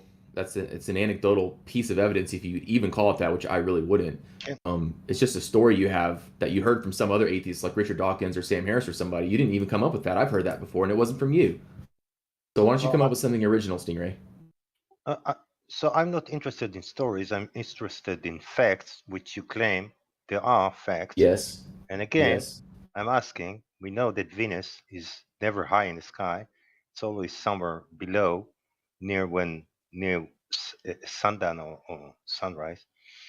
So how did they figure out it was above Jerusalem? Who was it that observed it and figured out that Venus is now above Jerusalem? Because I'm sure no one in Jerusalem looked up, straight up, and saw Venus.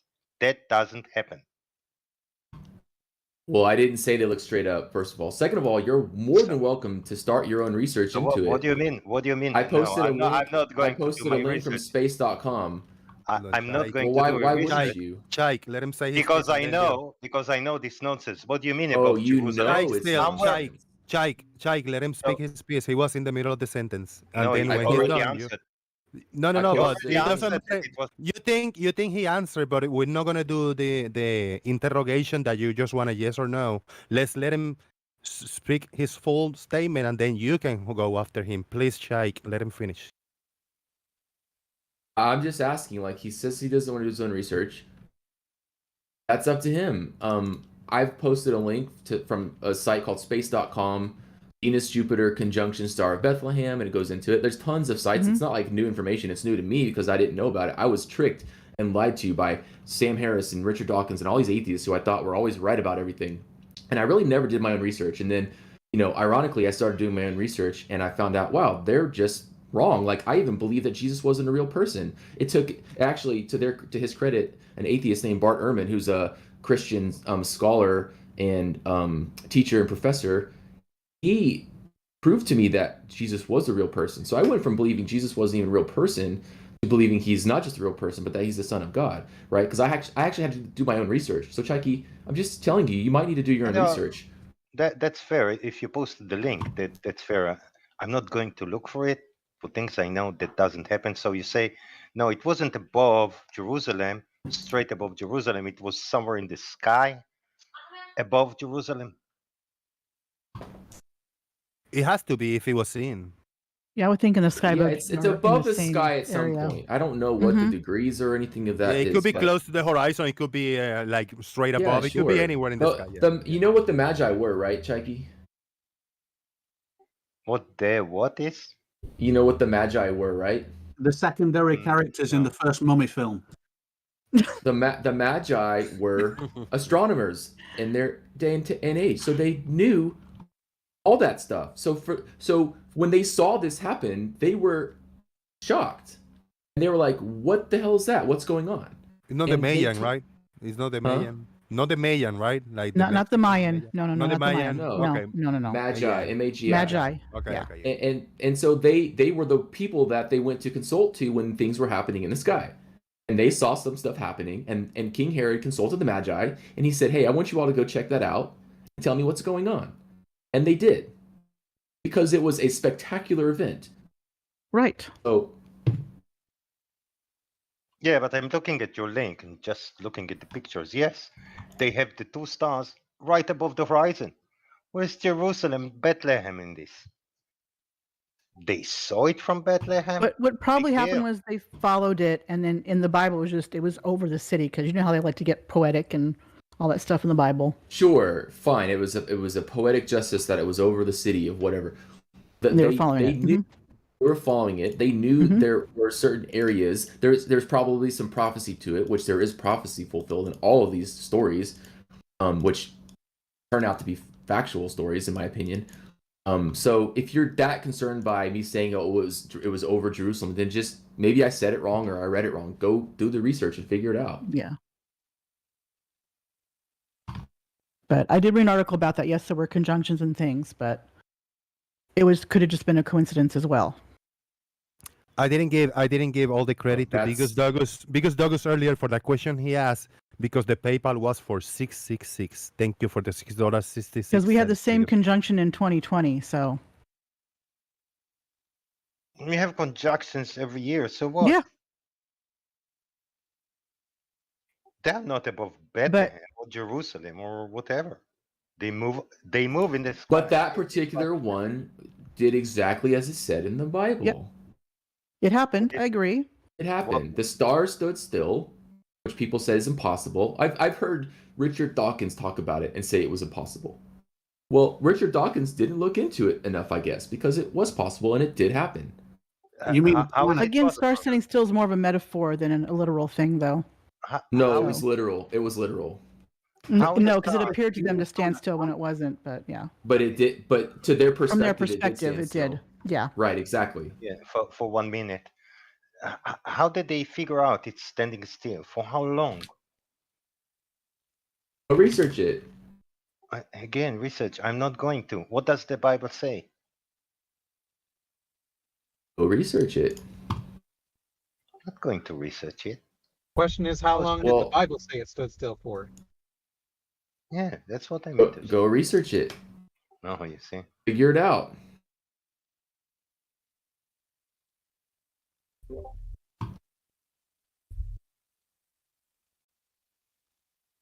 Doesn't sound very compelling. Not enough to research it. Well, you're the kind of person who wouldn't research it, so it doesn't matter to me. Yes, because I have no reason to, because I know every night, all the stars every night move from one side of the sky to the other. That's a typical atheist answer. I know the truth. I know what's right. I used to say the same thing when I was an atheist. I don't know. Let's say I don't know about any time that doesn't happen, except your testimony in the Bible. I put a new poll up, please. We're gonna stay a few 10 or 15 more minutes, but please vote. We got 8 votes, and the poll is asking. Chris said we got 4 options: conjunction, concoction, contussion, or look it up. I mean, I don't doubt. I know some of the events in the Bible have been documented and be corroborated, but that doesn't mean that other things that the Bible says about them are what happened. That's the thing. That's a good question by Bob, Chris. Why will we research your claims? That is kind of funny. Why would we research your claims? Why do we have to research what you claim to be true? Don't ask me questions. If you have a question, you can do your own research. That's all I'm saying. Okay. Because we have looked that up, and that's why we don't we disagree with your claims. That's why we're trying to tell you to provide, kind of evidence for the positive claims you're making. Oh, I'm just sharing my perspective, my story about how I would hear these things and I would hear like, oh, the Bible it's just all fictional, or it's all allegory, or the planet or the star didn't really stand still, even from their perspective. That's not possible, right? And then finally you do your own research and you come to find out that those people were wrong, that the Chaikis of the world were wrong, and that they don't know what they're talking about, even though they say they do. But Chris, that's the fascinating thing. Chris, Chaiki could be absolutely wrong about that. It could be absolutely wrong about a guy called Jesus existing. Absolutely wrong about all of that. It does not make the Son of God, a deity with no evidence, be true at all. Well, but there is evidence. That's what I'm telling you. You're just not willing to look at it. There's stories that some aspects of them match reality. Now, it's not the claims of the star stood still, because, to be honest, if you're measuring a star, even a distant star, from the top of a mountain, and you were moving, you can make that star kind of stand still above the mountain. It's not that hard. That's not an extraordinary claim. It's the extraordinary claims in the Bible that don't match reality that are the issue, not the ones about observations back then. I was kind of hoping. I don't know if you guys can hear me or not. We can hear but you. I was kind now. Oh, okay. I was kind of hoping somebody would mention that even a planet in retrograde motion is still going to move across the sky at a pretty good rate. Even if it's 14 degrees an hour instead of 15, it's still moving. Yeah, that's what I said at the beginning. Yeah. You said that? Oh, it okay, was. Well, I was said retrograde or not, they are moving in the sky. Yeah. All right. It's not Awesome. one night thing.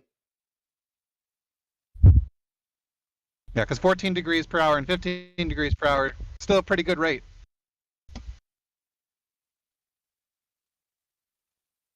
Now, here's something that I looked this up when Nathan Roberts had his 240 verses of a flat earth, whatever, and he had them categorized. One was immovable and still and all that.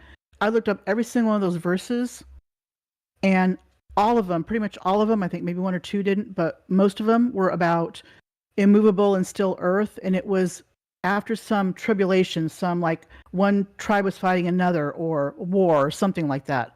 It was more of a spiritual immovability if you read it in context. It wasn't literal. I think a few of them actually refer to. I think a few of them actually refer to Earth, as in the ground, too. Yeah, but it was more of a, to me, to one of the ones I read, it was very more of a spiritual immovability and stillness. Was my interpretations of them, reading them in context, obviously, because you can't take one verse and then go, oh, it's not going to work. Yeah, I need to look at that. I think there's multiple that say the Earth is but to them it was, you know what I mean, to their perspective at the time, because they didn't know. I mean, some did, but majority of them. Well, I'm saying some people did, but majority of people, all they care about was surviving day to day. They didn't care about what the Earth was doing, what shape it was, what it was made of. All they care about was existing. I don't know if I agree with that. There have been debates for thousands of years about the shape of the Earth. So I'm not sure it's fair to say they didn't care. No, I'm just saying the majority of the people, there were people that did care, that looked into it. Majority of normal people that didn't look into it, they didn't. They just wanted to survive, exist day to day. Yeah, not being a slave and was not a very die. high priority. Yeah, and not die. They didn't care about the Earth. They just cared about not dying every day. And just that thing about the debate of the shape of the Earth for thousands of years, that's as true as people debating whether they want to live like vampires. It's just a very, very, very small minority of very delusional people. Who's delusional? Well, I mean, are you asking for my opinion, or are you asking for fact? For fact, I don't know, but my opinion is every flat earther and every person that's indoctrinated by religion. Oh, okay. That's it's sad that you think that, but I guess it's your subjective opinion, as you said.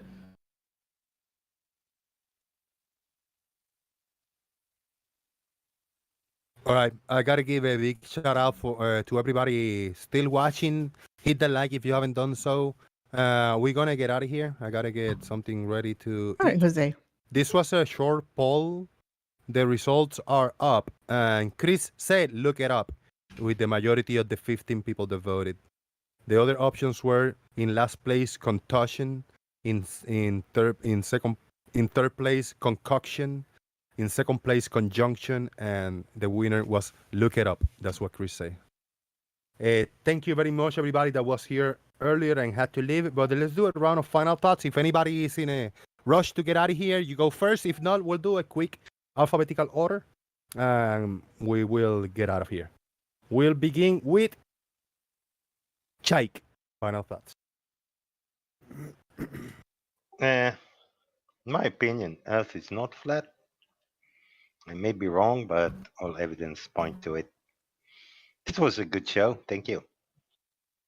Thank you for coming in. I appreciate it. Today is day 3, everybody.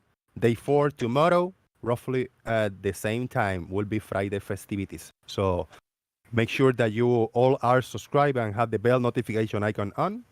I will schedule the show at least 1 hour or more before the show goes live. Chris Berry, thank you for coming, brother. Final thoughts. Let's see. Jesus was real. Peter G is asking me for extra biblical sources of Jesus' existence, which tells me he's never looked because there's more than a dozen extra biblical sources for Jesus. I'll give you just one, and if you're interested in more, you can look them up yourself. Josephus was a first century Jewish historian outside of the Bible who had his own writings. And he talked about Jesus multiple times. He talked about his brother James, etc., etc. So again, it's beyond historical fact that Jesus was an actual living person, just as much as it was that Caesar existed or that whoever from 1,000 or 2,000 years ago existed. There's as much or more evidence that Jesus existed than those people. So that's just one source. Josephus, Tacitus, Pliny the Younger. There's 3. Okay, I lied. I said I was going to give you 1. I gave you 3. Now go look up the other 10 plus sources, extra biblical. Peace. Thank you very much, Chris Berry. Chris Berry, this for you. This for you right here. And this is why I know that the earth is not flat. If the earth was flat, how am I holding this in my hand? Huh? Boom. Final thoughts. Dugari Mangari. Not much to say, really. I missed most of the show. I'm sorry about that, but weather's been pretty nice around here, and I've been keeping somewhat busy. And I should say, for the northern hemisphere people, weather's getting quite a bit better, quite a bit faster. I hope everybody has a good day, and that's it. Thank you very much, Doofus. I appreciate it. Marcus Dresden has some final thoughts for all of us. He says, flat earths are dumb as fuck. Thank you, Marcus Dresden. I want to thank, before everybody just start to leave, thank you for the super chats and the PayPal and all of your support today. Big shout out. Big thank you. Farmer, no, we got Dr. Bro. Dr. Bro, you were listening for a little bit. A message for the audience and your final thoughts? No, I listened to most of the show. Nice. My final thoughts, all flat earthers are dishonest, if to nobody but themselves. Ouch. Boom. Thank you, Bob. Farmer's Boy, final thoughts.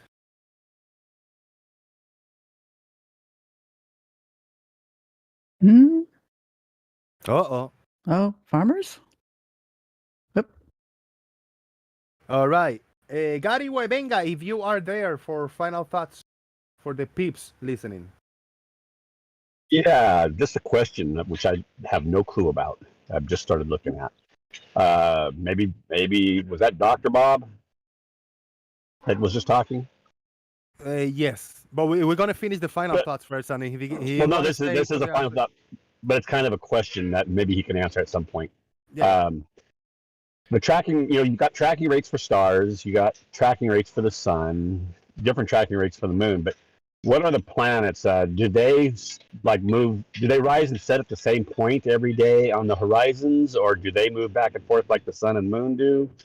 And what would be their tracking rate versus like stars or the sun? The sun is an average of 24. The stars are 23 hours, 56 minutes, and 4.1 seconds. So I'm just wondering what the planets are and tracking rates. Hold that thought. Yeah, just give me 1 minute. We'll go quick to the final thoughts, and then you got him, Bob. Farmer's Boy, final thoughts. You got to sort it out? Can you hear me now? Yes. Yes. Yeah. I was just going to say I thought Flat Earth was bad. Oh dear. And we'll leave it at that. Thank you very much. Thank you, farmers. I appreciate it. Glober Mommy, final thoughts. I don't doubt that God exists. I don't doubt that the Bible was a book written by men, claiming to be inspired by God. I'll leave that at that. But it's open to interpretation. But there is so much evidence to comport with reality that the Earth is a globe. And we know so much more in biblical times than biblical times to support that. Thank you very much, Glover Mommy. Pleasure to have you here. Twice in a row. How about that? 2 days in a row. Yeah. Very good. Very good. Very good. Don't be a stranger. Yeah, keep showing I up. won't. It's always nice to hear you. Exactly. Thank you. Very nice. Snesley Wipes, if you're there for final thoughts. Yeah, can you hear me? Yes, sir. Yeah, I just have one thing to say about the Bible. Yeah, cool stories, bro. Thank you very much, brother. Appreciate it. And the Stingray, final thoughts.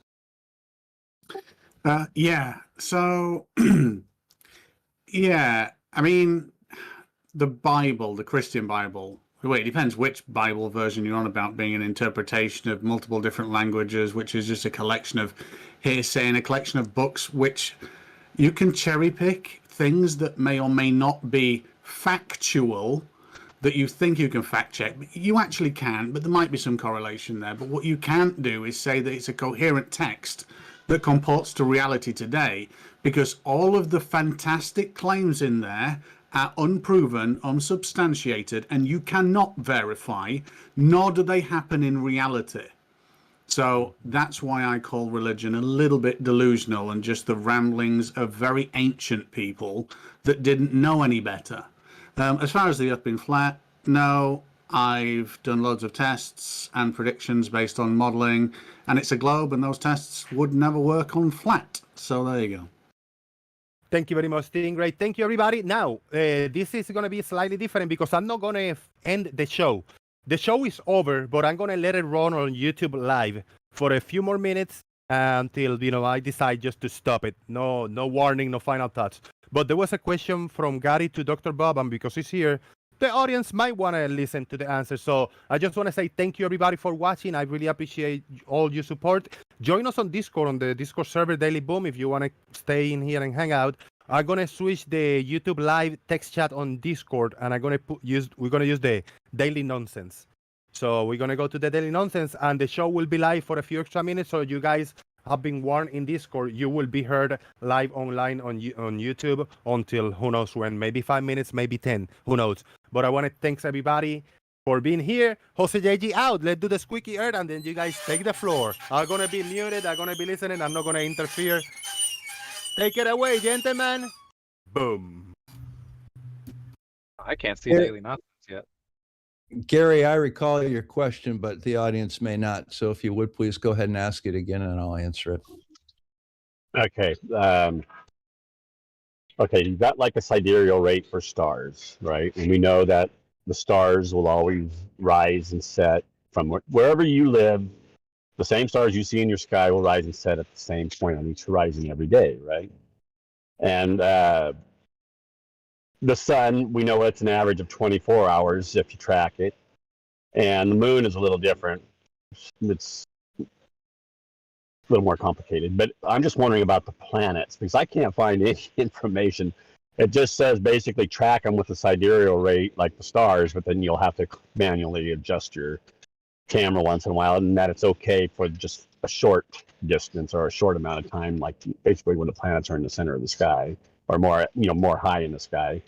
But I'm just wondering if they have a tracking rate, or if they're all different, and if they rise and set at the same points on the horizon every day, or if they move back and forth like you see the sun doing.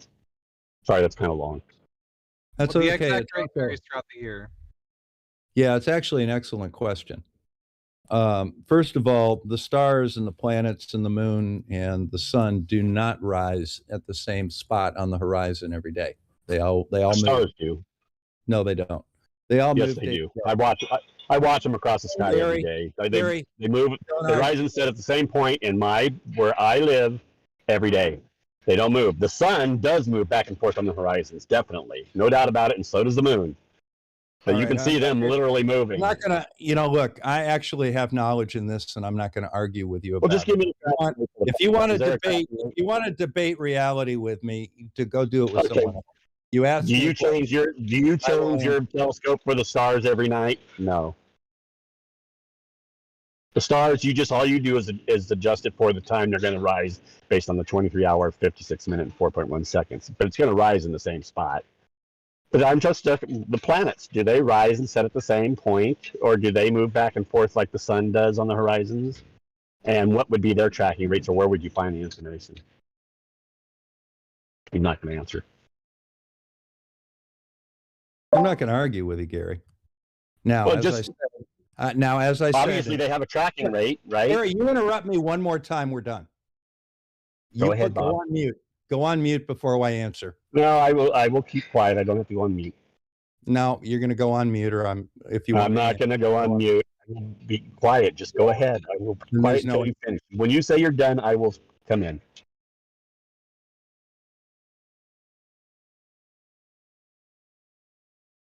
Try Okay, it, Bob. Bob, you Try don't it, Bob. answer the question. Try it, Bob. Because I know he interrupted twice, but try. If he's not gonna mute, he's not gonna interrupt. Let's see how legit he is. Let's give it a try. Well, for you, Jose. First of all, stars and planets and the moon and the sun do not rise at the same spot on the horizon every night because our tilt changes relative to them.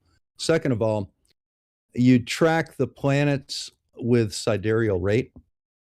Now, even something like asteroids move on the average of an arc second or less every minute, which means that in a 20 second or 30 second shot of Mars or Jupiter, even a 2 or 3 minute shot of them where you're taking a series of them, it's not going to move significantly other than sidereal rate.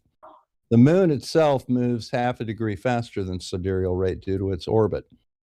And the sun, of course, as we orbit the Earth, or as we orbit the sun, the relative position of the sun changes along with the tilt in the atmosphere, or the tilt of our axis.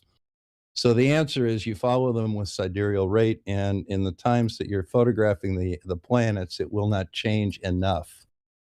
You don't have to take into account its orbital speed or anything. So I'm done. Thank you. Told you to be quiet. So anyhow, I disagree with him on. I know the sun changes every day because you can literally watch the sun rise a little bit more north each day right now as it moves towards going overhead in Cancer. The moon, I disagree with him on because it actually moves more than probably faster than the sun. It just moves sideways more, so it kind of ends up taking a little bit longer overall to reach the same point the next day. Obviously, about 25 hours average. The sun is an average of 24 hours. It's not 24 hours, it's an average, right? Solar noon is a little bit different every day. I just can't figure out, and I can't find the information for where you can see the planets rise. I can watch it on my apps. I can see where they're coming up, and they look like they're coming up in the same part every day and setting in the same part every day. But their tracking rate is slightly different than the stars if you actually follow them throughout the night and check over the course of a few days. So I know their tracking rate is slightly different. Not different enough to make a difference when you're photographing them. No, but I'm just talking about when you're tracking them across the sky. I don't care about the photographs. I know the photographs can be done in a short portion of the sky.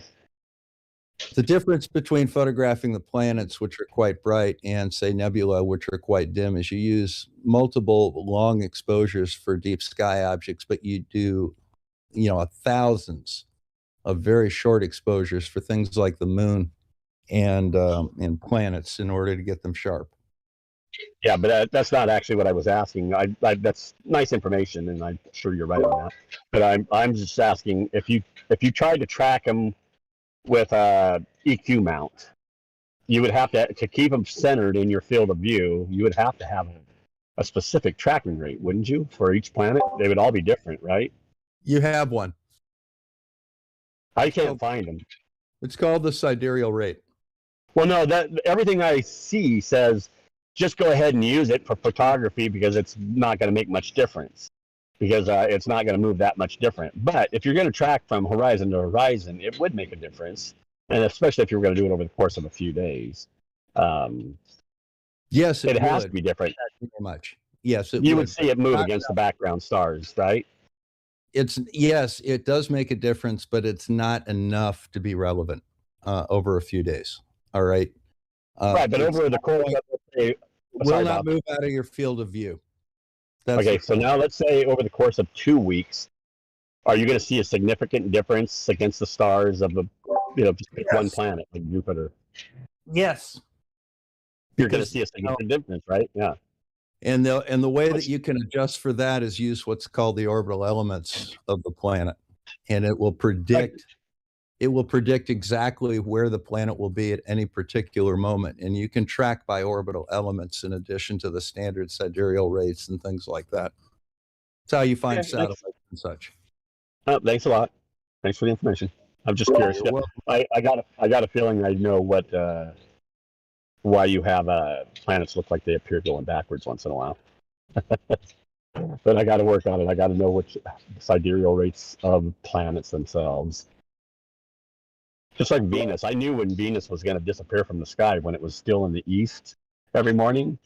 I could figure out by motions and by the way direction the sun was moving, I could figure out that there was going to come a point where I was no longer going to see Venus in the morning because it was going to be too close to the sun. And then I knew that after a portion of time, I just didn't know exact how much time, that I would see it once again as the sun passed it by sufficient amount where the sun would set, and I would see Venus up in the western sky like we do right now. So I'm just thinking you can do the same thing with all the other planets based on the motion of the sun going back and forth from north to south, from Cancer to Capricorn and Capricorn to Cancer. So I think retrograde motion has to do with all that. The easiest way to do it is use the orbital elements. It'll tell you exactly where it is at any given time. So I can type in orbital elements. That's how I'll find this kind of information. Go to JPL Horizons. Hold on. Can you write this down? JPL Horizons. JPL Horizons.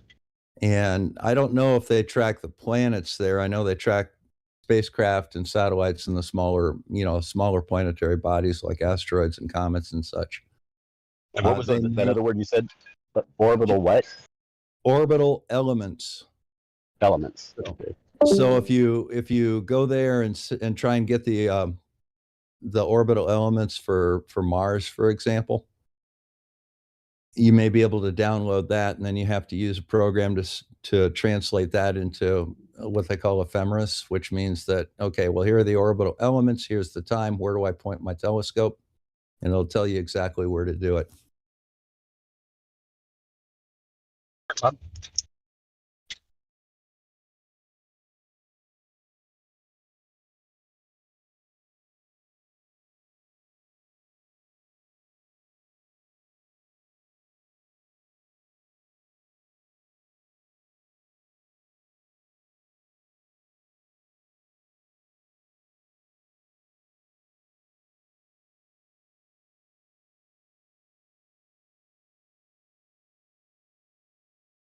Orbital elements are a series of 6 numbers.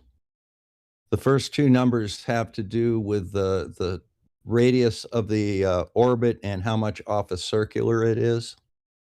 The second has to do with the tip and twist of the orbit relative to the ecliptic plane of the sun, the ecliptic plane of the solar system.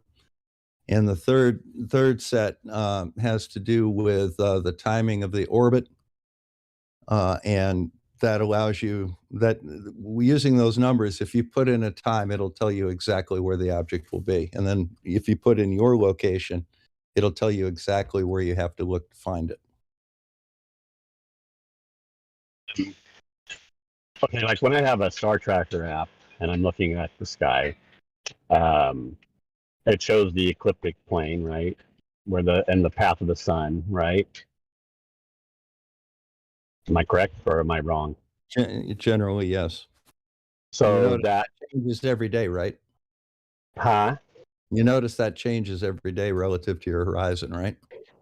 Yeah, because the sun, according to my view, the sun is moving towards Cancer, so it's going to change slightly each day. So I'm trying to figure out its relation to where I see the planets. Because all the planets look like they're right close by the ecliptic. Every day, but does that change throughout the year where they're farther off from the ecliptic? No. So when the ecliptic changes, the ecliptic changes relative to your horizon. Right, but the ecliptic then, though, I'm talking about, let's say in December, I look at my app again, the planets won't be right on the ecliptic anymore like they are right now. They're like right next to it. Some are like almost on it. right? And then like Jupiter was just almost on it, and it was like it was behind the sun for a little bit. And they're very close to it. Yes. so, let's say in December, if I look at it, then see, I just started looking at all this. So let's say in December, I look at my Stargazer app or whatever, and then it'll show the ecliptic at a different portion, and the planets won't be right in line with it anymore. Correct, or am I wrong? They'll be extremely close. There's no requirement. Away? No, there's no requirement that they be right on the ecliptic. They're very close to it. And depending on where we are on the ecliptic relative to the planets, they may appear closer or further away from it. Yeah, that's why I'm asking. Maybe I'm just not understanding. But like right now, they all look like they're right close by it. Some are like almost on it. Some are. They're all close by. You could like just tilt your phone, and you follow the ecliptic, and you can come across most of the planets. And fairly close right now, actually, a lot of them. And and we're getting closer towards summer here. So I'm just wondering if, like, when it's December, if they're going to look like they're as close or a little bit off more than what they are now. Just change the date. Now they're close. It'll tell you. I don't even know. I have to see if I can change it. I haven't even looked that close at it. But I just started looking at this recently because I started trying to figure out. You just started looking at it recently, and you don't know how to change the date in it, but you feel comfortable correcting me. I got you. All right. I'm not correcting you. I'm asking you questions because I don't know. I asked you questions. I've been being nice. Yes. So I'm just asking questions because that might explain some things in my view, not yours, of course. But I might have some things I kind of understand how they would work on a flat Earth versus a globe. So that's just, but I'm not ready to talk about them yet because I'm still looking at that. But I think it explains the retrograde motion. Well, we understand what the retrograde motion comes from. Our orbital speed, our orbital period is less than the orbital period of the outer planets. So we actually lap them. That's why we get retrograde motion. Yeah, and it also has to do with sunrise and sunset time. So the amount of daylight you have to see things where you don't see the stars, and the amount of nighttime where you do see the stars and planets.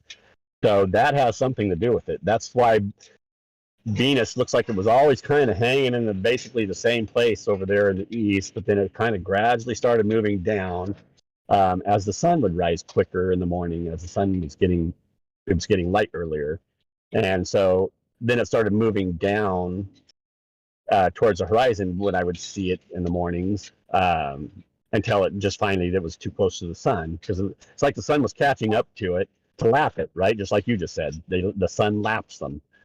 And so it's like it lapped. Venus laps us. The sun doesn't move. No, Venus the sun, well, I know that's in your model, but in my model, the sun lapped Venus. Venus is slightly slower because you can watch on the ecliptic every day, and Venus went from being on one side of the sun and kind of behind the sun, and then kind of on the other side of the sun, and then a little bit after that is where we could see it on the west when the sun would go down enough time ahead of time, where you could see Venus in the night sky then on the western horizon. with that, then, Gary. Well, I'm just saying it would work if they're both actually circling the north and the sun is slightly faster than Venus. And then, of course, you combine that with the sun moving back and forth on the horizons and the amount of daylight or nighttime you have because of that. Yeah, and if frogs had pockets, they could carry hand grenades to keep the snakes. No, but it literally works. I've always said the globe is just an imitation of reality. It's the devil's version of God's creation, and he just changed the circular orbits into globe or a round ball orbits, and that's all. That's all it did. That's why you could always turn a circle into a ball pretty easily with math. Is in your model, is Venus always closer to the sun than we are? I would say Venus is slightly further. Okay. Well, then because it goes behind the sun. No, then your model's wrong. Well, yeah. Well, that is in front of the sun. Well, no, wait. It might pass in front of the sun. You're right. You're right. It's closer. It passes in At front of the all sun at a certain times, point. at all times, Venus is closer to the sun than we are. Yeah, no, you're right. I actually misspoke because the Venus does cross in front of the sun at some points, which makes sense because it was following the ecliptic just like the sun, and it's much smaller than the sun. And the sun Is Mars always further away from the sun than we are? I haven't looked at all of them. Venus is the first one that got me interested in all this, so I haven't really paid attention to all those other ones. But you're right about Venus. Well, you have fun. I've got to go work on the. I got to okay. Do some fine tuning on the dome. I've got to go work on my personal dome. Okay. Well, I don't believe in a personal dome. I do believe in a personal field of view, though. I have a personal dome. You have a personal field of view, also. Maybe, being bald, you got a dome. Okay. I think that's what you meant. You were being humorous, right? You've not seen his post. Yeah. No, I have a personal dome. Okay. Here you go, mind Gary. you'll have to repost it in Daily Nonsense. There you go, Gary. What a dome!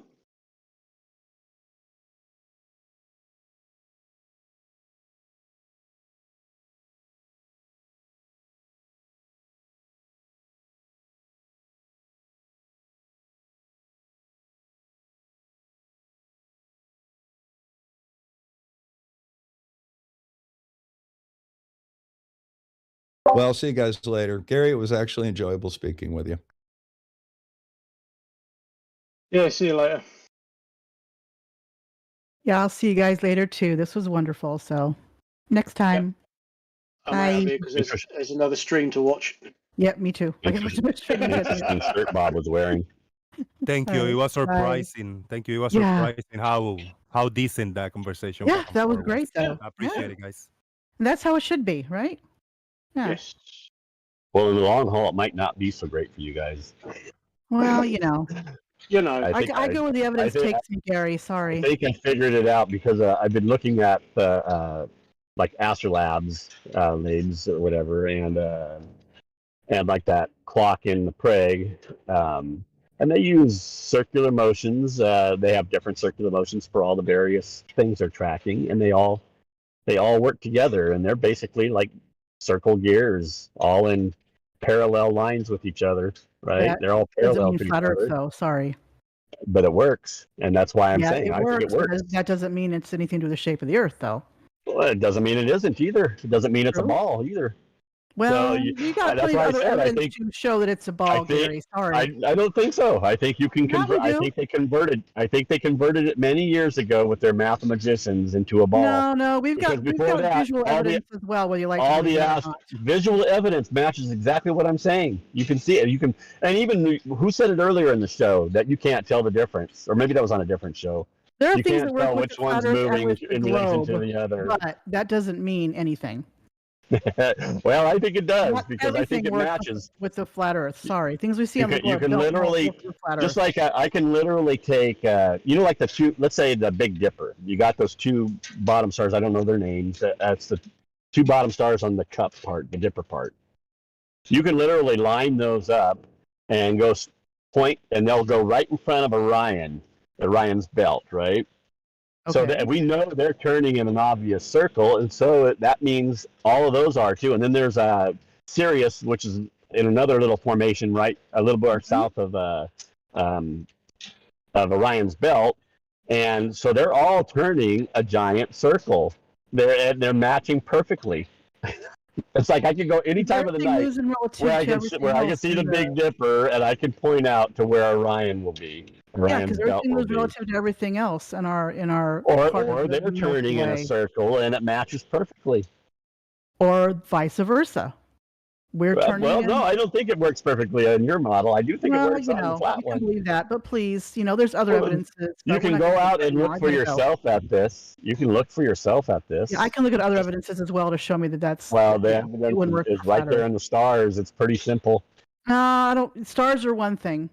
There's other things that we see physically on Earth during the day that, What? Sunrise, sunset, for instance. That works perfectly on a flat Earth. No, not the way we see Yes, it. you have a limit to your The sun field of gets view based on smaller? No. elevation. Would the sun's light Elevation. apparently stop? No, we'd have twilight, not night. The sunlight starts dimming an hour before it sets even. Yeah, because of the dense means it has atmosphere a on the limit. horizon. Oh, you can call it whatever you want. It's got a limit, one way or the other. Limits And it works don't perfectly on a mean flat shape Earth of the where Earth. angle becomes low. Limits. There are limits. Limits don't mean shape of the Earth. Over a flat surface where the angle starts getting low because you're tracking the sun with your hand. Over Whatever. a flat Point, surface, the the sun would angle's get taking it exponentially low, smaller and which smaller and obviously smaller, means and it's it going to be doesn't in a do more that. compressed space in your sky because everything that moves farther ahead takes, even though it's moving over further distances, it's in a smaller space. There's more to That's how- compression as evidence, Gary. Or the The compression works perfectly clouds with our lit model. underneath by the sun. Come on, They're not dude. lit underneath. Yes, they are. No, they're literally not. I've got a video on How do this. they light up, Gary? Okay, bye. How do they light up? You just have, it's the furthest reaching light that hits in the morning, right? That's why you only see it in the morning and in the evening. The sun was thousands of miles you up got in the the air. red. How does the light you go got underneath clouds? It doesn't go underneath. It's just the light red waves. They just Oh light my it up, God. and the gases that are in the atmosphere Oh my light God, up with Gary. that red, Seriously, with the red okay. spectrum. That's why we see the reds and oranges in the morning, and we see them again Mount in the Rainier evening when is the a sun shadow that projects is, on the out, bottom of is clouds. leaving. How does As it that approaches, happen? we see the same light. As it leaves, we see the same light. You don't You know don't shit. see it in the middle of the day. Shouldn't the Check out horizon Paige just Schill's photo. How does that happen on a flat Earth? shouldn't you see a horizon Or move his all the way avatar. across the sky throughout the day according No. to your model? Horizon doesn't move. No, moron. You shouldn't. Yeah, no, the red sky above the horizons. We always see it above the horizons for the most part, right? Well, duh. Right. So why don't you gradually seeing it moving across the sky in the morning? It comes up, you see the red sky in the east, and then it just kind of it's called disappears. light wavelength. Oh, no, it's red sky in the morning. Sailors take warning. I know, but it doesn't. Shouldn't, as the sun gets closer or we turn towards the sun, shouldn't you see doesn't get that any red closer. just gradually That's your moving problem. across the center of your sky and then off No, into the because west? Rayleigh criterion changes the light. It's called Rayleigh criterion. You quote that all the time. Look it up. No, Rayleigh criterion has nothing to do with that. Yes, it You're talking does. about Rayleigh. You're talking about Rayleigh scattering. Well, Rayleigh scattering. Sorry, Rayleigh scattering. Okay, there's a big difference. That's what happens. Light waves. The longer light waves are we see Yes. at the horizon. That's what I said. Slow, You just disagreed with me a minute longer ago. I ones. said those are the red ones are the furthest reaching, so that's the furthest one. That's why you Okay. see the red skies Sorry, first. I thought you meant the red when it progressed across the sky as the day moved on. No, Sorry. you would think it would though, if the Earth is turning towards that, right? You would No. think you would see that rolling across your sky, but you No, don't. because the sun is not always on the horizon. No, because the sun is approaching, so the red light waves come first, and then as the sun gets closer, you get more of the blue again, right? Because now the blue is not as scattered as much because the sun's closer at a better angle. So you don't see those reds anymore. But then towards the National at the Page Show's sunset, avatar to me. How does that when happen? the sun is moving away, the blues start dissipating again, scattering, and the reds are the longest ones still How's that reaching work, us. So we Gary? see the red, then we see the reds again. Going through the atmosphere. Yes, I get that, Hey, Gary, how's that work? Because somewhere on the Earth right now, the sun is rising, and in another place, Yeah, like exactly. 180 degrees away, the sun is setting. That happens 24 hours a day, 7 days a week, Yeah, 365 because the days a sun, year. because the sun is moving in a circle. No, the sun is still as we rotate. No, I know that's what you think. If but we're it's moving in not. a circle, we'd see it The sun, in you can oval shape. literally watch the sun moving. It's Just like when it observable, rises in the morning, I can see where it's coming. It's coming in a circle around because of its It's not, though. motion. It that doesn't get any comes- bigger. It as stays the comes same across- size. As it comes across my I gotta mountain go. peaks, It's I can been see fun, it. guys. I can see Bye. it moving from left to right across those mountain That's peaks. your perspective. That's all. Well, because that's what it's doing. It's No, turning it's in a not what it's circle, and it's coming. No, because there's Yes, somebody over in Okinawa right now where the sun it's is rising. moving across because No, it's about not. It appears to where be the moving sun across. where the sun is rising for me. It's setting for somebody else. That's 6,200 miles on the other side. Yep. Yes. Yeah, because the Earth It is perfectly. It works perfectly with a circling sun. How do You got no, limited it actually light. doesn't. It doesn't because you can't explain why exactly half of the Earth is lit at any one time. Yes, because the sun has a limit. It's not as high as No. you guys say. It's nothing. But Not even sun close has to a as limit. big as you How do guys you explain claim. this limit? How do you explain this limit? I mean, The same limit that makes the sun changes. start dimming an But hour after an hour this limit- before sunset, and the sky But the stays limit fairly changes, dim Gary. for an The hour limit after changes, sunrise. The limit changes season by season. Yes, I know. As How? the sun How's that moves from Capricorn to Cancer, because the sun takes a bigger circle around Capricorn and a smaller circle around It doesn't do Cancer. that, though. It doesn't do that, It though, moves because the back sun and is the forth same just like we speed. see.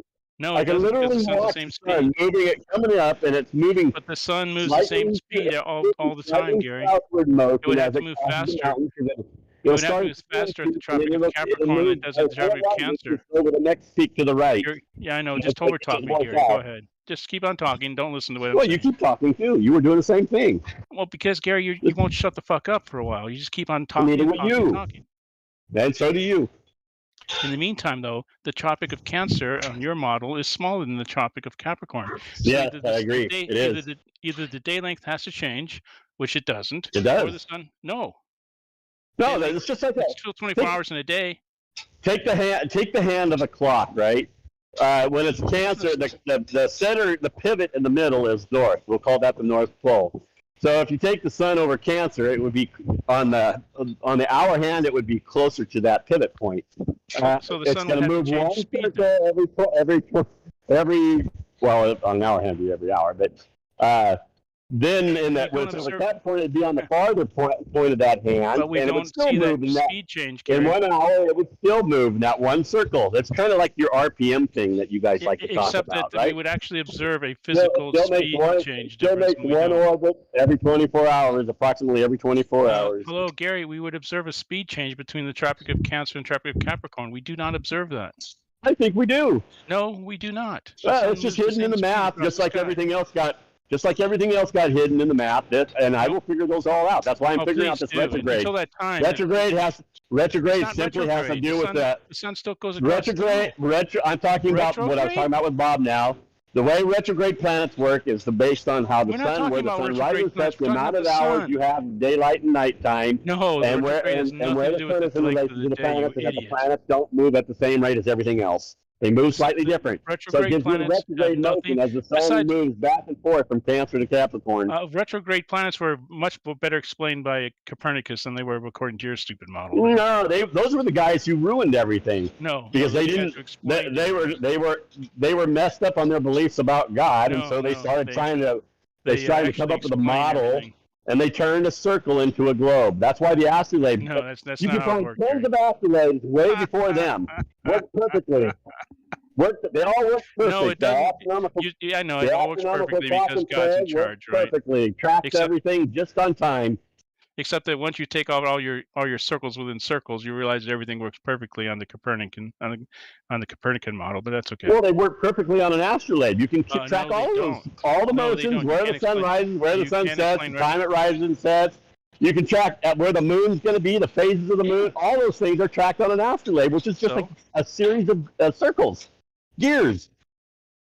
Works perfect.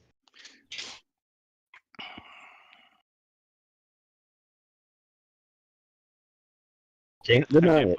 You should stick to cows because you know shit about physics. Well, I like cows. Yeah, they're nice. They're enjoyable. You should stick to cows. They're smarter than you. Well, that's what you think because you believe in a spinning ball flying through space and no God. You can observe that. And you believe that there's no such thing as just two sexes. You think there's numerous other. Because your science has got so screwed up. Stop. I'm going to overtalk you until you stop. Go ahead. It's not a belief, Gary. It's a science. It's provable. What science? So that there's more than two sexes? We're not talking about sex. We're talking about the. Well, I heard you arguing on one of the other shows the other day about that. See, that's where your science ends up going. We're you have a godless science that ends up saying there's more than there's not just two sexes. There's not just male and female. Now there's like a variety of other things. A boy can be a girl can be a boy. We're not talking about that right now, but whatever they feel like for the day.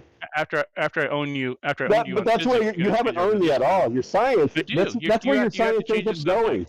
You have to change this because I'm pointing out how your science is a godless science, and that's where it ends up. Garbage like that. You can't even tell me. That's why. If I ask you, will you shut up for just a moment? You can't even identify a woman and a man. That's why we call it natural science, moron. It's not supernatural science. It's natural science. You're But crazy. you want to talk about gender? You see, once again, you're confusing sex. Gender. No, okay. I grew up on a dairy. We looked under the cow. When a calf was born, we I lifted the didn't leg. realize that It's a cows were boy, people, but okay. or it's a heifer. There was no That's doubting. There was biological no. sex. By the I way, didn't there are have to some were consult there the some gender cows specialist. were there some cows born with both? I mean, that happens sometimes, right?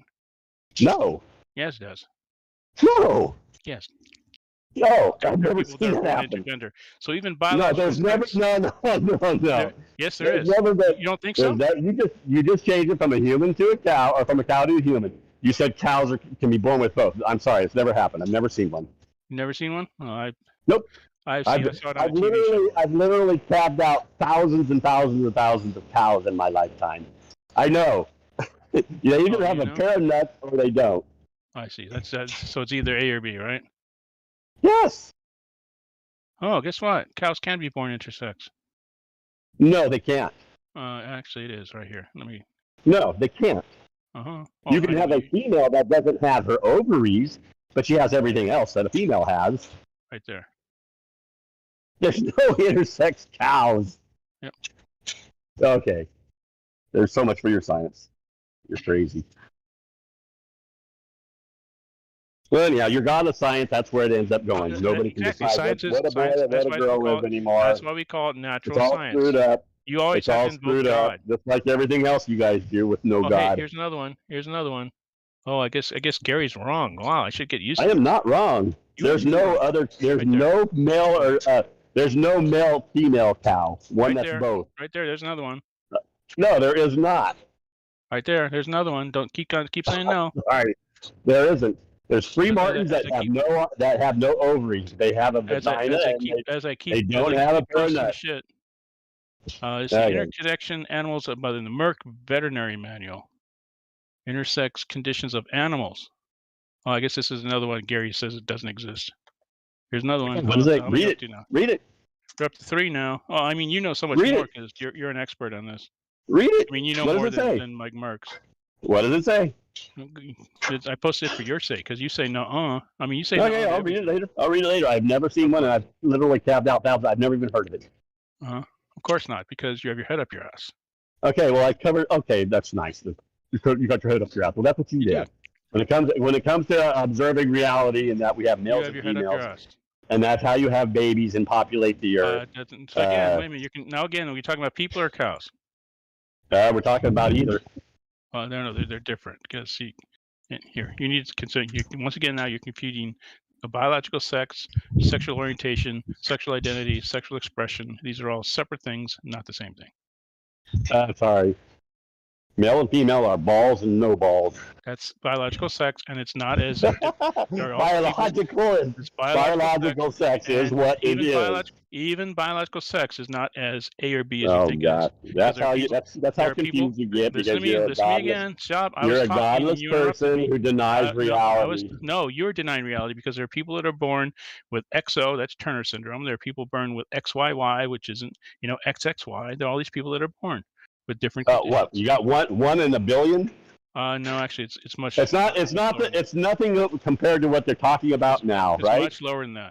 The stuff that we see right now with all the transsexual, homosexual, whatever other sexual they've come up with, we've never seen this rate as far as I can remember, and I'm like 60 years old. Because you had your head up your ass. Actually, in previous. No, it's not because we had very little of that stuff when I was young. Before the Victorians, which was before your time, before the Victorians, it was actually quite well spread. And the Native Americans had 5 genders. Did you know that?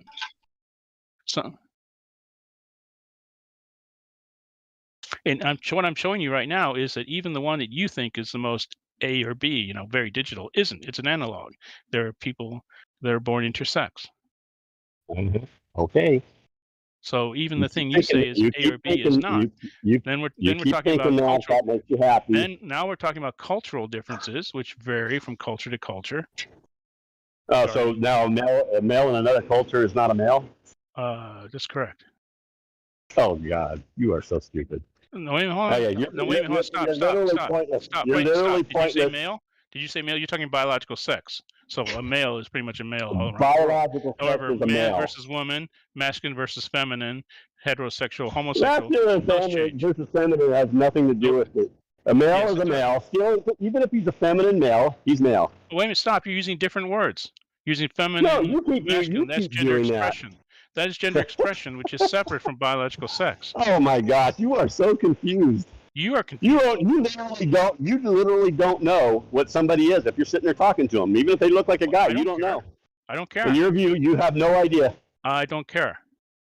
Because you're stupid. You're beyond belief. What, do you care? Do you like This go is around that's- feeling? Do you go around feeling people's balls or something? Do you go around? No, but I think I can tell if a guy is a guy and a girl is a girl. Okay, that's your opinion, not theirs. I mean, you could ask them, but I mean, And I think if we had to pull their pants down to identify what they have there, we would know, well, right? okay. There Why wouldn't don't be you any ask doubt them? about it. Yeah, It would just be no. Why would I so do who that? cares? I'm Do you just care? saying, biologically, if you got care? balls, you're a boy. Do If you don't have care? balls, you're a girl. Why do you care? Why do you care? Why do I care? Because it's a point of your godless existence Oh, that you shut deny up. reality. You Shut end up denying As if you reality. care. Are you gonna sit around and inspect people's balls or something? Hey, show me. No, did I say that? Yes. Did I say that? Sounds like it. Do they inspect them when they're born? My wife delivers babies. She's one of the nurses that helps. That they don't sit there and have to second guess anything. Actually, they do. My mother was also in this, and they do sometimes. No, they don't. Yes, they do. They look at it, they see the balls, it's a boy. Sometimes it is not as clear cut as you say it is. No, it's pretty clear cut. No, actually, it's not always. Yeah, it is. It's pretty clear cut. Every once in a while, you might you have testicles that haven't descended yet. Well, they that, or sometimes. But they're there. But they're still there, and they descend eventually. Usually, but there are people that are born intersex. No. Yes, it exists. No. Look it up. No, they're not male and Say female. no. You Yes. can't have a vagina and a dick. Actually, you can. No, you can't. Yes, you can. No, you can't. Yes, you can. No. So you're saying something with a dick can have a baby? Oh, we're not talking about that. Hold on a second. Stop. We're talking. That's a different thing. Okay. I'm not. This is pointless to argue with you. You're a confused person. You are conflating. No wonder you're confused about everything. Conflating sex. I'm going to leave. I don't feel like debating gender this whole thing identity with you. and sexual orientation. You're conflating them all together, and they're separate things. No. Yes, nope, they are. I'm not. Yes, you are. Gender is male or female. There Nope, is it's no not. other gender.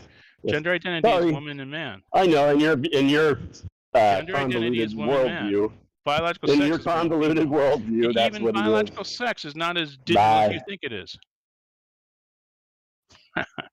Well, it scared him off too.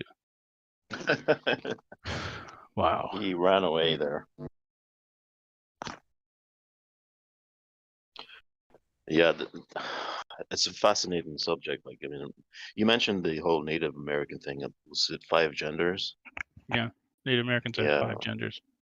I think the Jewish have something similar in the Torah. I think they have six genders. 6? Yeah. This is my last message for the show today.